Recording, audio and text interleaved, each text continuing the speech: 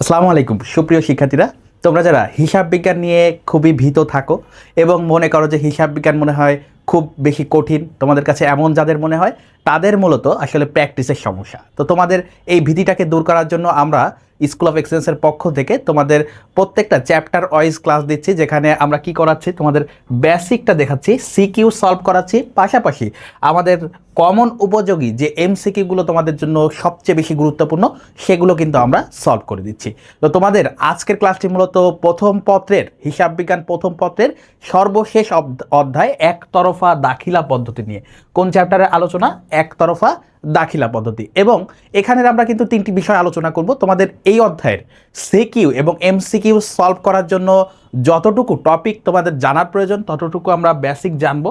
পাশাপাশি আমরা দুইটা সিকিউ তোমাদের জন্য বাছাই করে রেখেছি, যে দুইটা থেকে নিশ্চিত ইনশাআল্লাহ তোমাদের বোর্ড পরীক্ষায় তোমরা কমন পাবে এই টাইপের প্রশ্ন, এবং 20টি এমসিকিউ আমরা সলভ করব, যেখান থেকে তোমাদের 2 থেকে 3টি এমসিকিউ তোমাদের বোর্ড পরীক্ষায় অবশ্যই আসবে। তো আমরা মূলত আজকে 12 মার্কের, কত মার্কের? পুরো ক্লাসটা জুড়ে তোমাদের জন্য এইচএসসির বোর্ড পরীক্ষায় কমন আসার উপযোগী 12 মার্কের সম্পূর্ণ প্রস্তুতি নিশ্চিত করব। কত মার্ক? 12 মার্ক। তো এই ক্লাসটি করে যদি তুমি তোমার বোর্ড পরীক্ষায় 12 মার্কস নিশ্চিত কমন পেতে চাও, তাহলে ক্লাসটা শুরু থেকে একেবারে শেষ পর্যন্ত পুরাটা দেখতে হবে, মনোযোগ দিয়ে ক্লাস করতে হবে। পাশাপাশি তুমি একটু খাতা কলম নিয়ে বসো, প্লাস নোটগুলো করে ফেলো, তাহলে তোমারও ক্লাস করার পাশাপাশি কি হবে, পুরো ক্লাস লেকচারটা তোমার জন্য একেবারে সুন্দর গোছানো থাকবে, এবং তুমি পরবর্তীতে চাইলে অল্প সময়ে রিভিশন দিয়ে দিতে পারবে। তো আমরা আর কথা না বাড়িয়ে আমাদের ক্লাসটি শুরু করব। আমরা প্রথমে টপিক বিশ্লেষণ করে নিই। দেখো, একতরফা দাখিলা পদ্ধতি আসলে কি? এটা কি আদৌ কোনো বিজ্ঞানসম্মত পদ্ধতি, নাকি এটা হচ্ছে একটা বিভিন্ন ধরনের বিশৃঙ্খলা সৃষ্টিকারী বা হচ্ছে কোনো প্রকার বিজ্ঞানসম্মত নয় এমন একটি পদ্ধতি, বা এটা সুবিধা অসুবিধা কি আমরা একটু দেখি, বা কাদের জন্য উপযোগী? বলছে দুতরফা দাখিলা পদ্ধতি অনুসরণ না করে অসম্পূর্ণ পদ্ধতিতে। কোন পদ্ধতিতে? অসম্পূর্ণ পদ্ধতিতে। তাহলে একতরফা দাখিলা পদ্ধতি হচ্ছে একটা অসম্পূর্ণ এবং অবৈজ্ঞানিক পদ্ধতি। হিসাব রাখাকে একতরফা দাখিলা পদ্ধতি বলে। তাহলে অসম্পূর্ণ পদ্ধতিতে হিসাব রাখাকে একতরফা দাখিলা পদ্ধতি লাগে। তাহলে প্রথম লাইন থেকে আমরা বুঝলাম এটা কোনো প্রকার সম্পূর্ণরূপে হিসাব করতে পারে না, বরং এটা একটা অসম্পূর্ণ হিসাব পদ্ধতি। এরপরে দেখো, এই পদ্ধতিতে কিছু লেনদেনের দুই পক্ষের হিসাব রাখা হয়। দেখো, কোনো ক্ষেত্রে দুই পক্ষের হিসাব রাখা হয়, কিছু লেনদেনের ক্ষেত্রে এক পক্ষের হিসাব রাখা হয়। কয় পক্ষের হিসাব রাখা হয়? এক পক্ষের। আবার কিছু লেনদেনের কোনো পক্ষেরই হিসাব রাখা হয় না। তাহলে কিছু লেনদেনের দুইটা পক্ষের হিসাব রাখে, কোনোটার একটার রাখে আর একটার রাখে না, আর কোনো ক্ষেত্রে কি হচ্ছে, কোনো পক্ষের হিসাব রাখা হচ্ছে না। তাহলে এটা কিভাবে সম্পূর্ণ পদ্ধতি হয়, বা এইটা কিভাবে হিসাব রাখতে আমাদেরকে সহায়তা করে, তো আমাদের সেটাও জানতে হবে এটা কাদের জন্য উপযোগী। দেখো তো এবার বলছে একতরফা দাখিলা পদ্ধতিতে ব্যক্তিবাচক হিসাব, ব্যক্তিবাচকের মধ্যে দুইটা, একটা হচ্ছে আমাদের প্রাপ্য বা দেনাদার, আর একটা হচ্ছে প্রদেয় বা পাওনাদার হিসাব, এবং নগদান হিসাব রাখা হয়। তাহলে দেখো, আমরা এই একতরফা দাখিলা পদ্ধতি দিয়ে শুধুমাত্র প্রাপ্য এবং প্রদেয়, এবং এই প্রাপ্য এবং প্রদেয়কে আমরা কি বলছি? ব্যক্তিবাচক হিসাব, অর্থাৎ ব্যক্তিবাচক হিসাবে রাখছি। পাশাপাশি নগদান নামক সম্পত্তির একটা অংশ রাখছি। নগদান হচ্ছে একটা সম্পত্তির, চলতি সম্পত্তির একটা অংশ। তাহলে সম্পত্তির পুরাটাও আমরা রাখতে পারছি না। তাহলে কি কি হিসাব রাখা হয়? দেনাদার ও আমাদের যে প্রদেয় হিসাব বা পাওনাদার রয়েছে এইটা, বা ব্যক্তিবাচক হিসাব যাই বলো না কেন, এতটুকু বলতে পারি আমরা ব্যক্তিবাচক, যেটাকে আমরা ভাঙলে দেনাদার এবং প্রদেয় বা পাওনাদার হিসাব আসে। পাশাপাশি নগদান হচ্ছে একটি সম্পত্তিবাচক হিসাব, যার একটা অংশ আমরা রাখছি। অন্য কোনো সম্পত্তি কিংবা নামিক হিসাব। এখন নামিক হিসাব কি? নামিক হিসাব মানে কি এটা তোমাদেরকে বুঝতে হবে। তাহলে নামিক হিসাব হচ্ছে দুই প্রকার, একটা হচ্ছে আয়বাচক আর একটা হচ্ছে ব্যয়বাচক। আয় সমূহ আর হচ্ছে কি ব্যয় সমূহ। একটা হচ্ছে আয়বাচক আর একটা হচ্ছে ব্যয়বাচক। তাহলে একটা হচ্ছে আয় সমূহ আর একটা হচ্ছে কি ব্যয় সমূহ। তাহলে এই যে নামিক মানে কি? আয় ব্যয় হিসাব। নামিক মানে কি? আয় সংক্রান্ত হিসাব এবং ব্যয় সংক্রান্ত হিসাব। তাহলে নামিক হিসাবও রাখা হচ্ছে না। একতরফা দাখিলা পদ্ধতিতে, অসম্পূর্ণ পদ্ধতিতে, বা যদি নগদান হিসাবও রাখা না হয়, অর্থাৎ শুধু ব্যক্তিবাচক দেনাদার ও পাওনাদারের হিসাব রাখা হয়, তাহলে তাকে আমরা বিশুদ্ধ একতরফা দাখিলা পদ্ধতি বলি। তাহলে একতরফার ক্ষেত্রে আমরা তিনটা হিসাব রাখি, একটা হচ্ছে দেনাদার, একটা পাওনাদার, আর একটা হচ্ছে নগদান। এখন কোনো প্রতিষ্ঠান যদি এই নগদান সম্পত্তি নামক যে নগদান হিসাবটা আছে এইটাও যদি না রাখে, সেটাকে আমরা বলছি বিশুদ্ধ একতরফা। সেটাকে আমরা কি বলছি? বিশুদ্ধ একতরফা। বিশুদ্ধ একতরফা কি? যেখানে শুধুমাত্র ব্যক্তিবাচক বা দেনাদার ও পাওনাদারের হিসাব রাখা হয়, আর কোনো হিসাব রাখা হয় না। ওকে, তো এইটা হচ্ছে আমাদের বিশুদ্ধ একতরফা দাখিলা পদ্ধতি। আশা করি এইখান থেকে যে যে এমসিকিউগুলো আসবে তোমরা খুবই ভালোভাবে বুঝতে পেরেছো।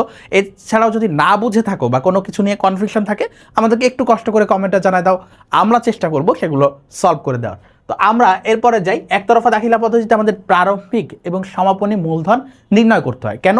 আমরা মূলত নিট লাভ বা নিট ক্ষতি হয়েছে কিনা এটা প্রারম্ভিক এবং সমাপনী মূলধনের উপর ডিপেন্ড করে করি। অর্থাৎ আমাদের শুরুতে একটা মূলধন থাকে, তো সেইটা থেকে সমাপনী মূলধন যদি বেশি হয় তাহলে আমরা বুঝি যে লাভ হয়েছে। আর যদি শুরুর মূলধনটা যদি শেষের মূলধন থেকে বেশি হয়ে যায়, মানে আমাদের সমাপনী মূলধনটা যদি কমে যায়, ধরো শুরুতে ছিল 1,00,000 টাকা, শেষে হয়ে গেছে 80,000 টাকা, তাহলে আমরা বুঝবো যে আসলে 20,000 টাকা ক্ষতি হয়েছে, এমন একটা ব্যাপার। তো আমরা সেটার ব্যাখ্যাটা একটু পড়ি। একতরফা দাখিলা পদ্ধতিতে প্রারম্ভিক ও সমাপনী মূলধন তুলনা করে লাভ ক্ষতি নির্ণয় করা হয়। লাভ ক্ষতি নির্ণয় করা হয় কিভাবে? প্রারম্ভিক ও সমাপনী মূলধন তুলনা করে। এরপরে বলছে কিন্তু হিসাবের বইতে প্রারম্ভিক মূলধন ও সমাপনী মূলধন হিসাব রাখা হয় না, তাই লাভ ক্ষতি নির্ণয়ের সময় প্রারম্ভিক মূলধন ও সমাপনী মূলধন নির্ণয় করে নিতে হয়। তাহলে একতরফা পদ্ধতিতে আমাদের লাভ ক্ষতি নির্ণয়ের জন্য প্রারম্ভিক এবং সমাপনী মূলধন খুবই গুরুত্বপূর্ণ, কারণ আমরা এটার উপর ডিপেন্ড করে, অর্থাৎ প্রারম্ভিক আমরা শুরু করেছিলাম 1 লাখ দিয়ে, আমি যদি সমাপনীতে 1 লাখের বেশি পাই তাহলে আমার লাভ হয়েছে। আর যদি দেখি যে না আমার মূলধনটা কমে গেছে, তাহলে আমাকে বুঝতে হবে যে এই প্রতিষ্ঠানে ক্ষতি হয়েছে। এটা হচ্ছে একতরফা পদ্ধতিতে মূলধন হিসাবের ব্যাপার স্যাপার এবং হচ্ছে আমাদের লাভ ক্ষতি নির্ণয়ের প্রয়োজনীয় যে বিষয়গুলো সেগুলো। এখন দেখো প্রারম্ভিক মূলধনের সূত্রটা কি। দেখো প্রারম্ভিক মূলধনের সূত্র হচ্ছে প্রারম্ভিক মোট সম্পদ মাইনাস প্রারম্ভিক মোট দায়। অর্থাৎ প্রারম্ভিক সম্পদ থেকে আমরা যদি প্রারম্ভিক দায়টাকে মাইনাস করি তাহলে আমরা কি পাবো? আমরা মূলধন পাবো। আর সমাপনী মূলধনের ক্ষেত্রে একই ব্যাপার, সমাপনী বা শেষের সম্পদ থেকে বছর শেষের মোট দায় বাদ দিলে আমরা কি পাবো? সমাপনী মূলধন পাবো। তো এই দুইটা সূত্র খুবই সহজ, 9-10-এ পড়ছো, একাদশ দ্বাদশেও পড়ছো, তো এইটা নিয়ে খুব বেশি সমস্যা হওয়ার কথা না। সমস্যা কোথায় সেটা আমরা যাব সেখানে। বলছে একতরফা দাখিলা পদ্ধতি স্বীকৃতিপ্রাপ্ত পূর্ণাঙ্গ হিসাব পদ্ধতি নয়, কারণ এতে হিসাব বই সংরক্ষণের নির্দিষ্ট নীতিমালা নেই। অর্থাৎ আমার ইচ্ছা মতো আমি করতেছি, কোনোটার এক পক্ষ করতেছি, কোনোটার দুই পক্ষ করতেছি, কোনোটার কোনো পক্ষই রাখতেছি না। তো এই জন্য এটাকে কি বলা হচ্ছে? স্বীকৃতিপ্রাপ্ত কোনো পূর্ণাঙ্গ পদ্ধতি নয়। এখানে সাধারণত কি কি হিসাব রাখা হয়? আমরা পূর্বেই পড়েছি দেনাদার ও পাওনাদার, যেটাকে আমরা একসাথে ব্যক্তিবাচক বলতে পারি, এবং পাশাপাশি নগদান হিসাব রাখি, যেটার মাধ্যমে আমরা কি জানি? নগদ লেনদেন ও নগদ ব্যালেন্স জানতে পারি। আর এই পদ্ধতিতে অনুসরণকারী প্রতিষ্ঠান সাধারণত দুটি বিবরণী প্রস্তুত করে। তাহলে একতরফা পদ্ধতিতে যারা হিসাব রাখে তারা দুইটা বিবরণী মূলত প্রস্তুত করে। একটা হচ্ছে লাভ লোকসান বিবরণী, একটা কি? লাভ লোকসান বিবরণী। তাহলে লাভ বা ক্ষতি নির্ণয়ের জন্য একতরফা দাখিলা পদ্ধতিতে কোন বিবরণী তৈরি করা হয়? আমাদের লাভ লোকসান বিবরণী। আর একটা রয়েছে বৈষয়িক বিবরণী, আর একটা কি বলা হচ্ছে? বৈষয়িক বিবরণী। আর একটাকে কি বলা হচ্ছে? বৈষয়িক বিবরণী। প্রতিষ্ঠানের সম্পদ ও দায়ের পরিমাণ জানার জন্য বৈষয়িক বিবরণী করা হয়ে থাকে। তাহলে বৈষয়িক বিবরণী কেন করা হয়? সম্পদ এবং দায়ের পরিমাণ জানার জন্য। একতরফা দাখিলা পদ্ধতিতে মূলত এই দুইটা বিবরণী আমাদের প্রয়োজন, একটা হচ্ছে লাভ লোকসান আর একটা হচ্ছে বৈষয়িক বিবরণী। আর একটা বিষয় আমাদেরকে জানতে হয়, যেটা হচ্ছে প্রারম্ভিক এবং সমাপনী মূলধন বা মূলধন নির্ণয়ের জন্য যে বিষয়টা রয়েছে।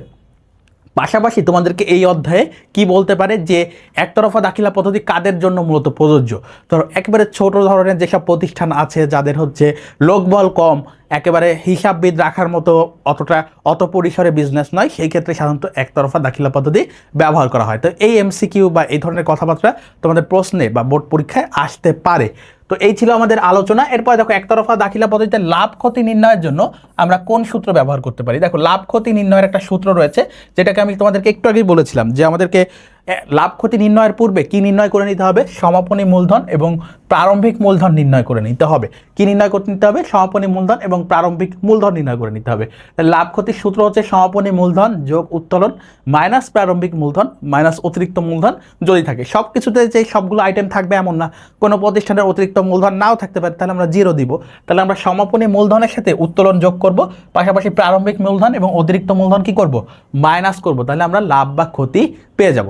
এরপরে দেখো, এরপর বলছে লাভ ক্ষতি ছাড়া যদি অন্য কিছু নির্ণয় করতে বলে। দেখো এখানে কতগুলো উপাদান: লাভ ক্ষতি, সমাপনী মূলধন, উত্তোলন, তবে প্রারম্ভিক মূলধন, অতিরিক্ত মূলধন। তোমাকে বললো অতিরিক্ত মূলধন নির্ণয় করো, তোমাকে বলতে পারে উত্তোলন নির্ণয় করো, উত্তোলনের পরিমাণ নির্ণয় করো, বলতে পারে প্রারম্ভিক মূলধনের পরিমাণ নির্ণয় করো, বলতে পারে সমাপনী মূলধন নির্ণয় করো। তাহলে আমরা তোমাদেরকে একটা ছক প্রোভাইড করতেছি, এইটা যদি তোমরা একটু মুখস্থ করতে পারো, বা তোমরা চাইলে এই যে সমীকরণ পূর্বে যে সমীকরণ, এইখানে সবগুলো ভ্যালু বসাবা, যেইটা দেওয়া থাকবে না সেটার ক্ষেত্রে ধরো উত্তোলন বলছে, তাহলে উত্তোলনে একটা কোশ্চেন মার্ক দিবা, উত্তোলনে কি করবা, একটা কোশ্চেন মার্ক দিবা, দিয়ে সমীকরণটা সলভ করলেই কিন্তু কি হয়ে যাবে, তোমাদের সেই উত্তোলনের পরিমাণ বের হয়ে যাবে। যদি কেউ যদি পারো এই ছক অনুযায়ী করতে, তাহলে তোমরা বাম পাশে কি কি বসাবা, যেসব উপাদান থাকবে তার মধ্যে তোমরা নিট ক্ষতি বা অথবা মোট ব্যয় যদি থাকে সেক্ষেত্রে তোমরা বাম পাশে বসাবা, উত্তোলন বাম পাশে বসাবা এবং সমাপনী মূলধন বাম পাশে বসাবা।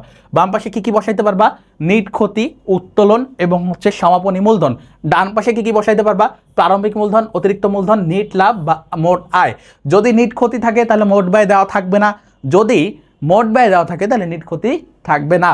এরপরে দেখো অনেক সময় নিট লাভের পরিবর্তে মোট আয় দেওয়া থাকতে পারে, সেক্ষেত্রে কিন্তু নিট লাভ থাকবে না। তাহলে তিনটা আইটেম ভাগ করে নিবা, নিট ক্ষতি থাকলে এই পাশে বসাবা, উত্তোলন থাকলে এই পাশে বসাবা, সমাপনী মূলধন থাকলে এই পাশে বসাবা, প্রারম্ভিক মূলধন, অতিরিক্ত মূলধন এবং নিট লাভ বাম পাশে বসাবা।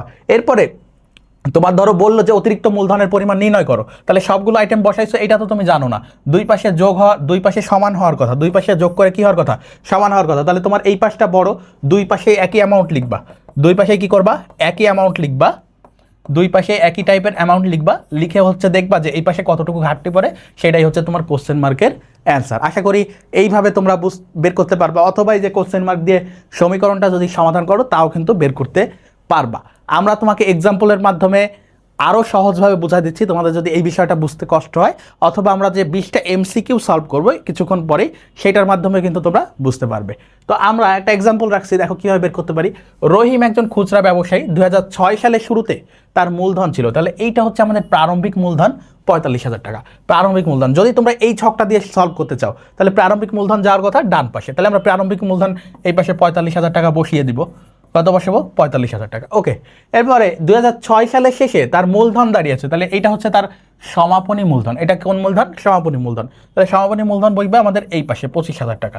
কোন পাশে বসবে, তোমরা ছক যদি দেখো, এই দেখো সমাপনী মূলধন এই পাশে আসে, বাম পাশে। ওকে, এরপর বছরের মাঝামাঝি সময়ে সে অতিরিক্ত মূলধন সংযোজন করে, তাহলে অতিরিক্ত মূলধন বসবে আমাদের ডান পাশে, অতিরিক্ত মূলধন 5,000 টাকা, তাহলে 5,000 টাকা আমরা এই পাশে বসাবো।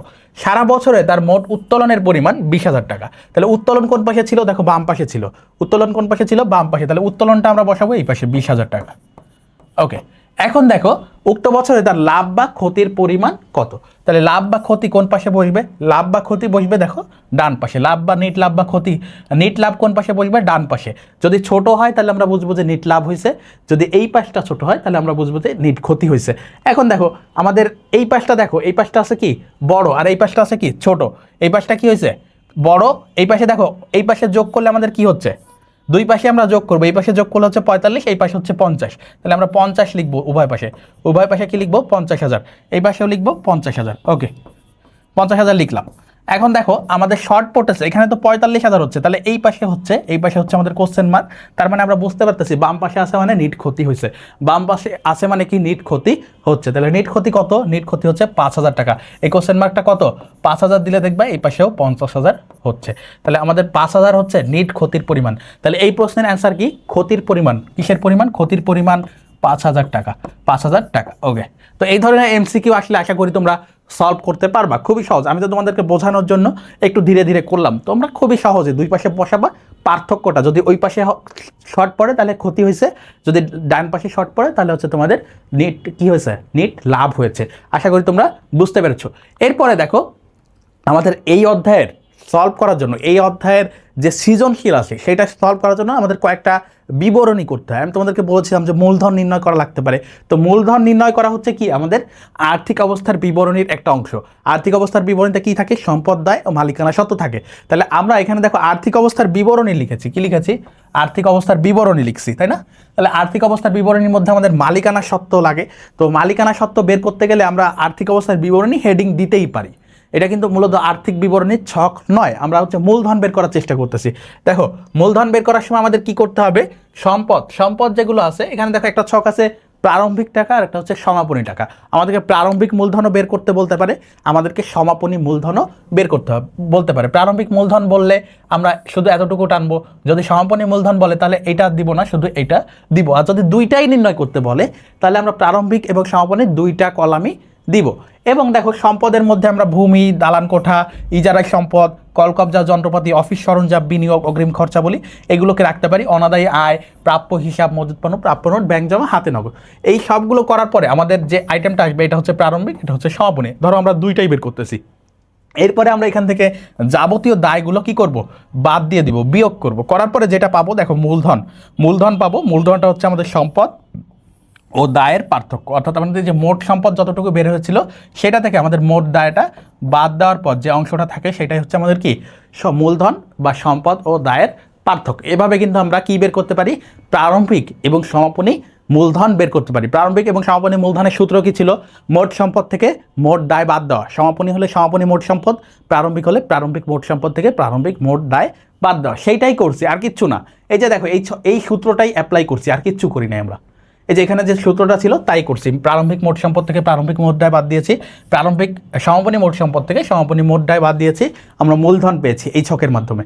এই ছকটার মাধ্যমে শুধু এই যে সূত্রটা তোমাদেরকে একটু আগে পড়ালাম 2টা স্লাইড আগে, সেটাই কিন্তু আমরা এখানে অ্যাপ্লাই করেছি। আশা করি তোমরা বুঝতে পেরেছো মূলধন নির্ণয় করা। এরপরে আমাদের বলেছিলাম যে এই ক্ষেত্রে আমাদের এটা তো গেলো মূলধন নির্ণয় করা। আমরা 2টা বিবরণী করি, একটা হচ্ছে লাভ লোকসান বিবরণী আর একটা হচ্ছে বৈষয়িক বিবরণী। এখন এই 2টার একটু নমুনা ছক তোমাদেরকে আমি দেখাবো। দেখো লাভ লোকসান বিবরণী প্রস্তুতকরণ, প্রথমটা কি লাভ লোকসান বিবরণী প্রস্তুতকরণ। তো লাভ লোকসানের ক্ষেত্রে আমাদের একটা সূত্র ছিল না, সমাপনী মূলধন যোগ উত্তোলন মাইনাস প্রারম্ভিক মূলধন যোগ অতিরিক্ত মূলধন, সেইটাই করবো একটু বিস্তারিতভাবে। দেখো সমাপনী মূলধন এর সাথে কি যোগ করছি, উত্তোলন। উত্তোলন কি হতে পারে, নগদ এবং পণ্য। এরপর দেখো উত্তোলনের সুদ থাকলে সেটা আমাদেরকে যোগ করতে হবে। অগ্রিম যে খরচ সেইগুলো আমাদেরকে যোগ করতে হবে। এবং অনাদায়ী আয়, অর্থাৎ যে আমাদের চলতি সম্পদগুলো আছে সেগুলোকে আমাকে যোগ করতে হবে। সেগুলো কি করতে হবে, যোগ করতে হবে। অগ্রিম খরচ এবং অনাদায়ী বা প্রাপ্য আয় যেগুলো আছে সেগুলো যোগ করতে হবে। তাহলে সমাপনী মূলধনের সাথে আমরা উত্তোলন যোগ করব, পাশাপাশি কি যোগ করব, অগ্রিম কি যোগ করব, আমাদের অগ্রিম হচ্ছে ব্যয় এবং হচ্ছে অনাদায়ী আয়সমূহ। তাহলে আমরা সমাপনী মূলধনের সাথে উত্তোলন এটা সূত্রে দেখছিলাম। পাশাপাশি এইটুকু তোমাদেরকে নতুন শিখতে হবে ছকের ক্ষেত্রে বা হচ্ছে সৃজনশীল সলভের ক্ষেত্রে, যে অগ্রিম যে খরচগুলো রয়েছে যেগুলো আমাদের চলতি সম্পদ, অনাদায়ী বা প্রাপ্য যে আয়গুলো আছে সেগুলো আমাদের চলতি সম্পদগুলো আমাদেরকে যোগ করতে হবে। এখন বাদ যে ব্যয় রয়েছে সেগুলোর মধ্যে আমরা কি কি দেখছিলাম, আমাদের নিট লাভ বা ক্ষতির মধ্যে যাও তোমরা। নিট লাভ বা ক্ষতির যে সূত্র ছিল দেখো, প্রারম্ভিক মূলধন এবং অতিরিক্ত মূলধন, এছাড়া আর কি মাইনাস হতে পারে সেগুলোই আমরা লিখবো। দেখো বাদ প্রারম্ভিক মূলধন, বাদ কি প্রারম্ভিক মূলধন, বাদ কি অতিরিক্ত মূলধন, এই 2টা সূত্র ছিল। পাশাপাশি আমাদের মূলধনের সুদ, কিসের সুদ, মূলধনের সুদ বিয়োগ হবে বকেয়া খরচ বা চলতি যে দায়গুলো আছে সেগুলো আমাদেরকে কি করতে হবে, বিয়োগ করতে হবে। অগ্রিম আয় এক প্রকার দায়। এরপরে অবচয় নামক খরচ আমাদেরকে কি করতে হবে, বিয়োগ করতে হবে। অনাদায়ী পাওনা বা কুরিন নামক যে বিষয়গুলো আছে এগুলো আমাদেরকে বিয়োগ করতে হবে, বা খরচ যেগুলো আছে সেগুলো আমাদেরকে বিয়োগ করতে হবে। যোগ করতে হবে আমাদের নতুন অনাদায়ী সঞ্চিতি। কি যোগ করতে হবে, নতুন কুরিন বা নতুন অনাদায়ী পাওনার সঞ্চিতিটা আমাদেরকে যোগ করতে হবে। তাহলে আমরা কি পাবো, নিট লাভ বা ক্ষতি, যেটা মূলধন হিসাবে স্থানান্তর হবে, মূলধনের সাথে যোগ বা বিয়োগ হবে। তো এই ছিল আমাদের নিট লাভ বা ক্ষতি নির্ণয়ের জন্য আমাদের কি লাভ লোকসান বিবরণী প্রস্তুত করার যে বিষয়টা ছিল সেটা। তো এটা আমাদের সৃজনশীলের ক্ষেত্রে এই ছকটা খুবই গুরুত্বপূর্ণ। এরপরে দেখো আমাদের বৈষয়িক বিবরণী, আমাদের যে একতরফা দাখিলা পদ্ধতি আছে সেক্ষেত্রে আমরা কি তৈরি করি না, আমরা হচ্ছে আর্থিক অবস্থার বিবরণী তৈরি করি না, বরং মূলধন নির্ণয় করি। পাশাপাশি হচ্ছে কি তৈরি করি, একটা নেট লাভ বের করার জন্য যেটা আমরা বিষয়দায় বিবরণীতে করতাম সেটার জন্য আমরা করি লাভ লোকসান বিবরণী। এবং হচ্ছে সম্পদ ও দায়সমূহ জানার জন্য আমরা কি করি, বৈষয়িক বিবরণী করি। কোন বিবরণী করি, বৈষয়িক বিবরণী। এবং বৈষয়িক বিবরণীতে দেখো আর্থিক অবস্থার বিবরণীর মতো প্রথমে আমরা সম্পদসমূহ, সেখানে আমরা চলতি সম্পদ দিব। চলতি সম্পদের ভিতর যেগুলো যাইতো ঠিক সেগুলোই যাবে আর্থিক অবস্থার বিবরণীতে। যারা আমাদের নবম অধ্যায়ের ক্লাস করেছো, অর্থাৎ আর্থিক বিবরণীর ক্লাস করেছিল, তাদের জন্য এগুলো একেবারে পানির মতো। তো তোমরা চাইলে সেই ক্লাসটাও দেখে নিতে পারো, সেই ক্লাসটা একটু দেখে নিবা যারা আর্থিক বিবরণী বা বৈষয়িক বিবরণী করতে চাও। বিনিয়োগ একই রয়েছে, স্থায়ী সম্পদ রয়েছে, সুনামবাদ, অবলোপন, এখানে সবগুলো থাকবে না। একতরফা দাখিলা পদ্ধতির ক্ষেত্রে তুমি যে মনে করতেছো যে আমাকে আবারও আর্থিক বিবরণী করা লাগতেছে বৈষয়িক বিবরণীর মধ্যে, এমন না। বিষয়টা খুবই সহজ, অনেক ছোট অঙ্ক আসে। একতরফা দাখিলা পদ্ধতির ক্ষেত্রে কি হয়, যদিও তোমাদের বৈষয়িক বিবরণী যদি করতেও বলে সেক্ষেত্রে অনেক কম আইটেমের আসে, যেগুলো করতে খুবই কম সময় লাগে, একেবারে সহজ পানির মতো।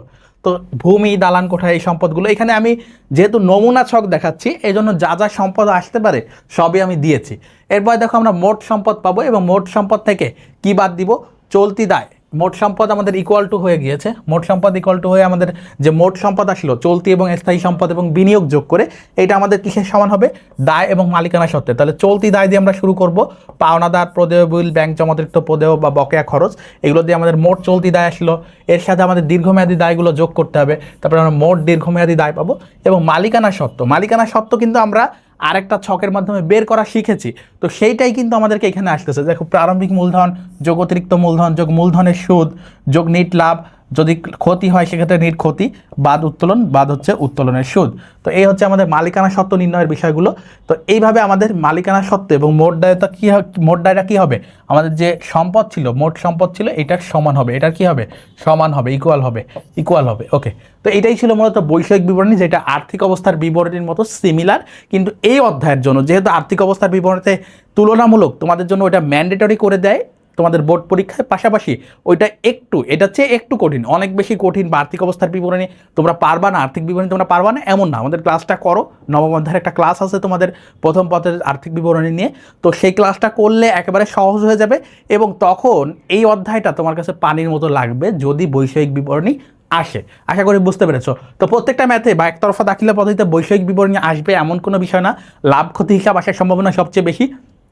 পাশাপাশি প্রারম্ভিক এবং সমাপনী মূলধন নির্ণয় করার বিষয়টাও জরুরি। অর্থাৎ এই অধ্যায়ের ক্ষেত্রে আমাদের প্রশ্ন আসবে মূলধন নির্ণয় করো, সেটা হোক প্রারম্ভিক বা সমাপনী, পাশাপাশি আসতে পারে নিট লাভ বা ক্ষতি নির্ণয় করো। আর বৈষয়িক বিবরণী আমরা শিখে রাখবো, যেহেতু আমরা আর্থিক বিবরণী করব, তো আমাদের বৈষয়িক বিবরণী শিখতে তো কোনো সমস্যা নেই, এটা আরও বরং সহজ। তো আমাদের এই ছিল তোমাদের টপিক ভিত্তিক আলোচনা। আশা করি পুরো টপিকটা তোমরা গুছিয়ে বুঝতে পেরেছো এই অধ্যায় থেকে কিভাবে আসতে পারে প্রশ্নগুলো। এখন আমরা প্র্যাকটিক্যালে চলে যাব, একেবারে তোমাদের জন্য 20টা কমন উপযোগী যে এমসিকিউ রেখেছি সেখানে আমরা চলে যাচ্ছি। তো আমাদের 1 নং এমসিকিউতে কি আছে দেখো, একতরফা দাখিলা পদ্ধতির প্রয়োগ ক্ষেত্র কোথায়? একতরফা দাখিলা পদ্ধতি যেহেতু একটি অসম্পূর্ণ অবৈজ্ঞানিক পদ্ধতি, তারপরে এটার প্রয়োগ ক্ষেত্র আমরা কোথায় করি? আমি আলোচনার মধ্যে বলেছিলাম এটা যেখানে হিসাব রক্ষক রাখা সম্ভব নয়, যে প্রতিষ্ঠান বড় নয়, যে প্রতিষ্ঠান একেবারে ক্ষুদ্র পরিসরে একজন মাত্র মালিক কি করে, পরিচালনা করে, তার জন্য তার হিসাব রক্ষক রাখা প্রয়োজন না, বা তার জন্য তো হিসাব রক্ষক রাখাটাও দুরূহ। একজন হিসাব রক্ষক রাখতে গেলে বড় বড় প্রতিষ্ঠানটা 5-6 লক্ষ টাকা দিয়ে একজন সিএ বা চার্টার্ড অ্যাকাউন্ট্যান্ট রাখে, কিন্তু একটা মুদি দোকান সে কীভাবে হিসাব রক্ষক রাখবে? তো তাদের জন্য প্রয়োজনীয় হচ্ছে এই একতরফা দাখিলা পদ্ধতি। তো এটা অ্যান্সার হবে ক্ষুদ্রায়তনের এক মালিকানা কারবারে। তাহলে একতরফা দাখিলা পদ্ধতির প্রয়োগ ক্ষেত্র কোথায় দেখা যায়? ক্ষুদ্রায়তন এক মালিকানা কারবারে। তাহলে অ্যান্সার হবে ক। 2-এ আসো, 2-এ বলছে একতরফা দাখিলা পদ্ধতিতে নিচের কোন হিসাবটি রাখা হয় না? তাহলে একতরফা দাখিলা পদ্ধতিতে 2 প্রকারের হিসাব রাখা হয়। একটা হচ্ছে আমাদের ব্যক্তিবাচক হিসাব, যার মধ্যে দেনাদার আর পাওনাদার আছে, আর কি নগদান হিসাব, যেটা হচ্ছে সম্পত্তির অংশ। তাহলে দেখো, ব্যক্তিবাচক আমরা পেয়ে গেলাম, এটা রাখা হয়। নগদান বই বা নগদান হিসাব রাখা হয়। সম্পত্তিবাচক, সম্পত্তিবাচকের ক্ষেত্রে আংশিক সত্য, এটা কি আংশিক সত্য, আংশিক সত্য, কারণ এর মধ্যে নগদানটা আমরা রাখি, বাকি কোনো সম্পত্তি রাখি না। তাহলে এটা রাখি আবার রাখি না, এরকম একটা ব্যাপার, তাহলে এটা আমরা নিতে পারতেছি না।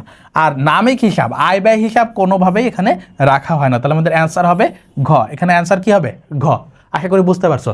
3-এ যাই, ধারে ক্রয় করা হলে একতরফা দাখিলা পদ্ধতিতে কোন হিসাবটি সংরক্ষণ করা হয়? তাহলে ধারে ক্রয়ের জাবেদা কি বলো? ধারে ক্রয়ের জাবেদা হচ্ছে ক্রয়, ক্রয় ডেবিট, এবং কি প্রদেয় হিসাব বা পাওনাদার হচ্ছে ক্রেডিট, প্রদেয় হিসাব বা পাওনাদার হচ্ছে ক্রেডিট। এখন একতরফা দাখিলা পদ্ধতিতে আমাদের নামিক হিসাব মানে আয় ব্যয় হিসাব রাখা হয় না। তাহলে ক্রয় হচ্ছে একটা ব্যয় বা জাতীয় হিসাব, তাহলে এইটা রাখা হয় না। এরপর দেখো, আমাদের একতরফা দাখিলা পদ্ধতিতে হচ্ছে প্রাপ্য আর প্রদেয় বা ব্যক্তিবাচক হিসাব রাখা হয়, তাহলে এইটা রাখা হয়। তাহলে একতরফা দাখিলা পদ্ধতিতে ক্রয় নামে কোনো হিসাব থাকবে না, থাকবে হচ্ছে প্রদেয় হিসাব। তাহলে প্রদেয় বই দেখি অপশন খতে আছে, তাহলে অ্যান্সার হবে কি খ। আর দেখো, প্রাপ্যগুলো যেহেতু আমরা বিক্রি করি নাই, ধারে বিক্রি করি নাই, ক্রয় করছি, তাহলে প্রাপ্য আসার কোনো সুযোগ নাই। তাহলে আমাদের অ্যান্সার কি? অ্যান্সার হচ্ছে খ। এরপরে 4-এ যাও, একতরফা দাখিলা পদ্ধতিতে কোন হিসাব সংরক্ষণ করা হয়? একতরফা দাখিলা পদ্ধতিতে একটু আগেই জানলাম যে নামিক হিসাব সংরক্ষণ করা হয় না। একতরফা দাখিলা পদ্ধতিতে নামিক বা আয় ব্যয়বাচক হিসাব সংরক্ষণ করা হয় না। সম্পত্তি হিসাব, এখন দেখো, সম্পত্তি হিসাব হচ্ছে কি শুধুমাত্র নগদানটা করা হয়, তাহলে পুরোপুরি সম্পত্তি আমরা বলতে পারি না, এটা আংশিক সত্য। নামিক, নামিক হিসাব সংরক্ষণ তো করা হয় না, সম্পত্তির অংশবিশেষ করা হয়, তাহলে এটাও ভুল। নগদান করা হয়, কোনটা করা হয়? নগদান হিসাব সংরক্ষণ করা হয়, এবং ব্যক্তিবাচক দেনাদার এবং পাওনাদার হিসাব সংরক্ষণ করা হয়। তাহলে অ্যান্সার হচ্ছে ঘ। এই প্রশ্নের অ্যান্সার কি? ঘ। পাঁচে আসো, একতরফা দাখিলা পদ্ধতিতে হিসাব সংরক্ষণ করা হলে কি হয়? সঠিক লাভ ক্ষতি নির্ণয় করা যায় না, সঠিক আর্থিক অবস্থা জানা যায় না, শ্রম ও অর্থের সাশ্রয় করা যায় না। তাহলে একতরফা দাখিলা পদ্ধতিতে আমরা সঠিকভাবে লাভ ক্ষতি নির্ণয়, এটা যেহেতু অবৈজ্ঞানিক অসম্পূর্ণ পদ্ধতিতে, তাহলে এটা আমরা সঠিক লাভ ক্ষতি নির্ণয় করতে পারি না, এই কথাটা ঠিক আছে। সঠিক আর্থিক অবস্থা আমাদের জানতে সমস্যা হয়, যেহেতু এটা একতরফা দাখিলা পদ্ধতি, সব হিসাব পক্ষ আমরা রাখি না। এবার দেখো, শ্রম ও অর্থের সাশ্রয় করা যায় না। একতরফা দাখিলা পদ্ধতিতে যেহেতু হিসাব রক্ষক রাখতে হয় না, তাহলে শ্রম ও অর্থের সাশ্রয় কি হয়?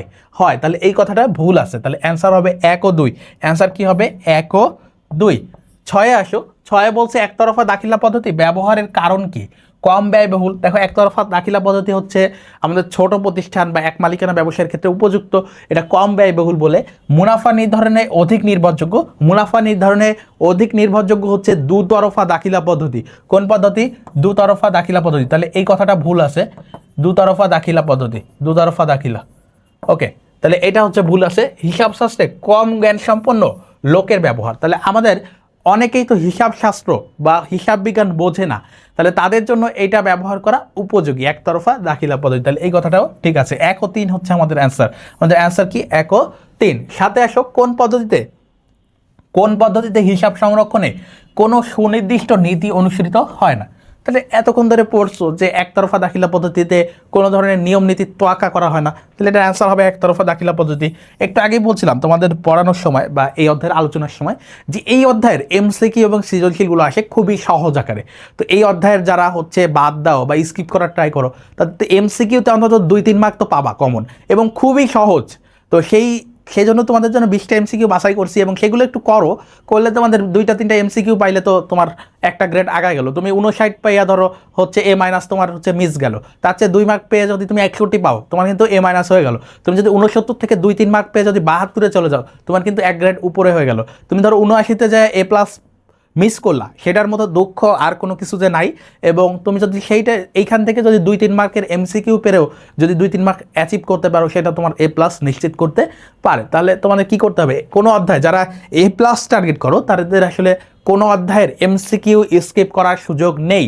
কোনো অধ্যায়ের এমসিকিউ স্কিপ করার সুযোগ নেই। যারা ভালো ফলাফল করতে চাও, এ প্লাস পাইতে চাও, যারা বোর্ডে টপ করতে চাও, তাদের ক্ষেত্রে পরামর্শ হচ্ছে সব কয়টা অধ্যায়ের টপিক এবং এমসিকিউ খুবই ভালোভাবে পড়তে হবে। তুমি চাইলে 2-1টা অধ্যায়ের সিকিউ বাদ দিতে পারো।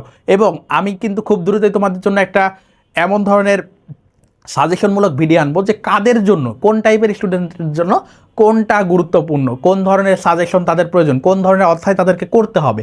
তো এই বিষয়গুলো নিয়ে একটা ভিডিও আসবে খুব দ্রুত ইনশাল্লাহ। সে পর্যন্ত অপেক্ষা করো, এবং তোমার প্রয়োজনীয় সেই অনুযায়ী তুমি পড়বা যে আমি এই অধ্যায়টাকে আদৌ স্কিপ দিতে পারবো কি না, নাকি আমার এটা পড়তে হবে। সেই বিষয়গুলো নিয়ে আমি একটা গুরুত্বপূর্ণ ভিডিও তোমাদেরকে দিব ইনশাল্লাহ।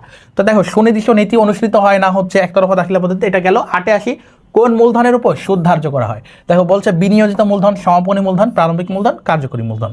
দেখো, মূলধনের উপর যদি আমার সুদ ধার্য করতে হয় এবং যদি বলা থাকে, সেক্ষেত্রে অবশ্যই প্রারম্ভিক এবং অতিরিক্ত মূলধন। কোন মূলধনের উপর সুদ ধার্য করা যায়? প্রারম্ভিক এবং অতিরিক্ত। কোন মূলধন? প্রারম্ভিক এবং অতিরিক্ত মূলধনের উপর। প্রারম্ভিক প্লাস অতিরিক্ত, এই দুইটার উপর সুদ ধার্য করা যায়, এই দুইটার উপর সুদ ধার্য করা যায়, আর কোনো কিছুর উপর সুদ ধার্য করা যায় না। অপশনগুলোর মধ্যে অতিরিক্ত মূলধন নামে কোনো অপশন আমরা দেখতে পাচ্ছি না, শুধুমাত্র প্রারম্ভিক আছে, তাহলে প্রারম্ভিক হচ্ছে অ্যান্সার। যদি অতিরিক্ত মূলধনের কথা থাকতো, সেটাও কিন্তু অ্যান্সার হতো। এমসিকিউগুলো এইভাবে পড়তে হবে যে কোনগুলো থাকতে পারে। তোমার অ্যান্সার একটা আছে, পরীক্ষায় তোমাকে সেই অপশনটা দিল না, তখন তুমি পারলা না। এমসিকিউ ওইভাবে পড়ে লাভ নাই। প্রত্যেকটা এমসিকিউ এর ভিতর অন্তর্নিহিত কথাবার্তা আছে। যেমন এইটাই, আমি ধরো তোমাকে প্রশ্ন করলাম অতিরিক্ত মূলধন দিয়ে, প্রারম্ভিক দিলাম না, তো তুমি তখন আর পারলা না। তাহলে এমসিকিউ মুখস্থ করলে হবে না, এমসিকিউ বুঝে পড়তে হবে, এবং ওইখান থেকে কি এমসিকিউ আসতে পারে এটা তোমাকে আইডেন্টিফাই করতে হবে। সেইভাবে যদি পড়তে পারো, ইনশাআল্লাহ তোমার ভালো ফলাফল, হিসাব বিজ্ঞানে ভালো করা কেউ ঠেকাইতে পারবে না। যেটাই পড়বা ভাই বুঝে পড়বা। তুমি মুখস্থ করলা, এমসিকিউ মুখস্থ করে তুমি খুব বেশি লাভ করতে পারবা না, একটু ঘুরাই দিবে। তোমাকে বললো ব্যয় কোনটা, আয়ের বিপরীত কোনটা, এগুলো অনেক আইটেম আছে। তুমি সেই আইটেমগুলো না জানলে শুধু 5টা এমসিকিউ পড়লা, সেই 5টা এমসিকিউ দিয়ে তো সব কভার হয় না আসলে। এরপরে দেখো, বলছে যে কোনটায় ছিলাম আমরা? 9-এ আসি। হ্যাঁ, একতরফা দাখিলা পদ্ধতিতে লাভ লোকসান নির্ণয়ের সূত্র কোনটি? লাভ লোকসান নির্ণয় করার সূত্র তোমাদেরকে পড়াইছি, লিখে দিয়েছিলাম স্লাইডে, যে সমাপনী মূলধন যোগ উত্তোলন মাইনাস প্রারম্ভিক মূলধন মাইনাস অতিরিক্ত মূলধন। দেখি আমাদের এখানে কি আছে। বলছে প্রারম্ভিক মূলধন যোগ সমাপনী। প্রারম্ভিকের সাথে তো সমাপনী যোগ হওয়ার কোনো সুযোগ নেই, প্রারম্ভিক দিয়ে শুরু করছে, প্রারম্ভিক দিয়ে শুরু করার কোনো সুযোগ নেই। সমাপনী মূলধনের সাথে উত্তোলন যোগ করছে, এটা আমাদের সূত্রের সাথে যাচ্ছে। বাদ কি? প্রারম্ভিক মূলধন এবং মূলধনের সুদ। দেখো মূলধনের সুদ যদি থাকে, আমার সূত্রে কিন্তু মূলধনের সুদের কথা বলা ছিল না, কিন্তু দেখো মূলধনের সুদ থাকলে সেটা কিন্তু কি প্রারম্ভিক মূলধনের সাথে যাবে।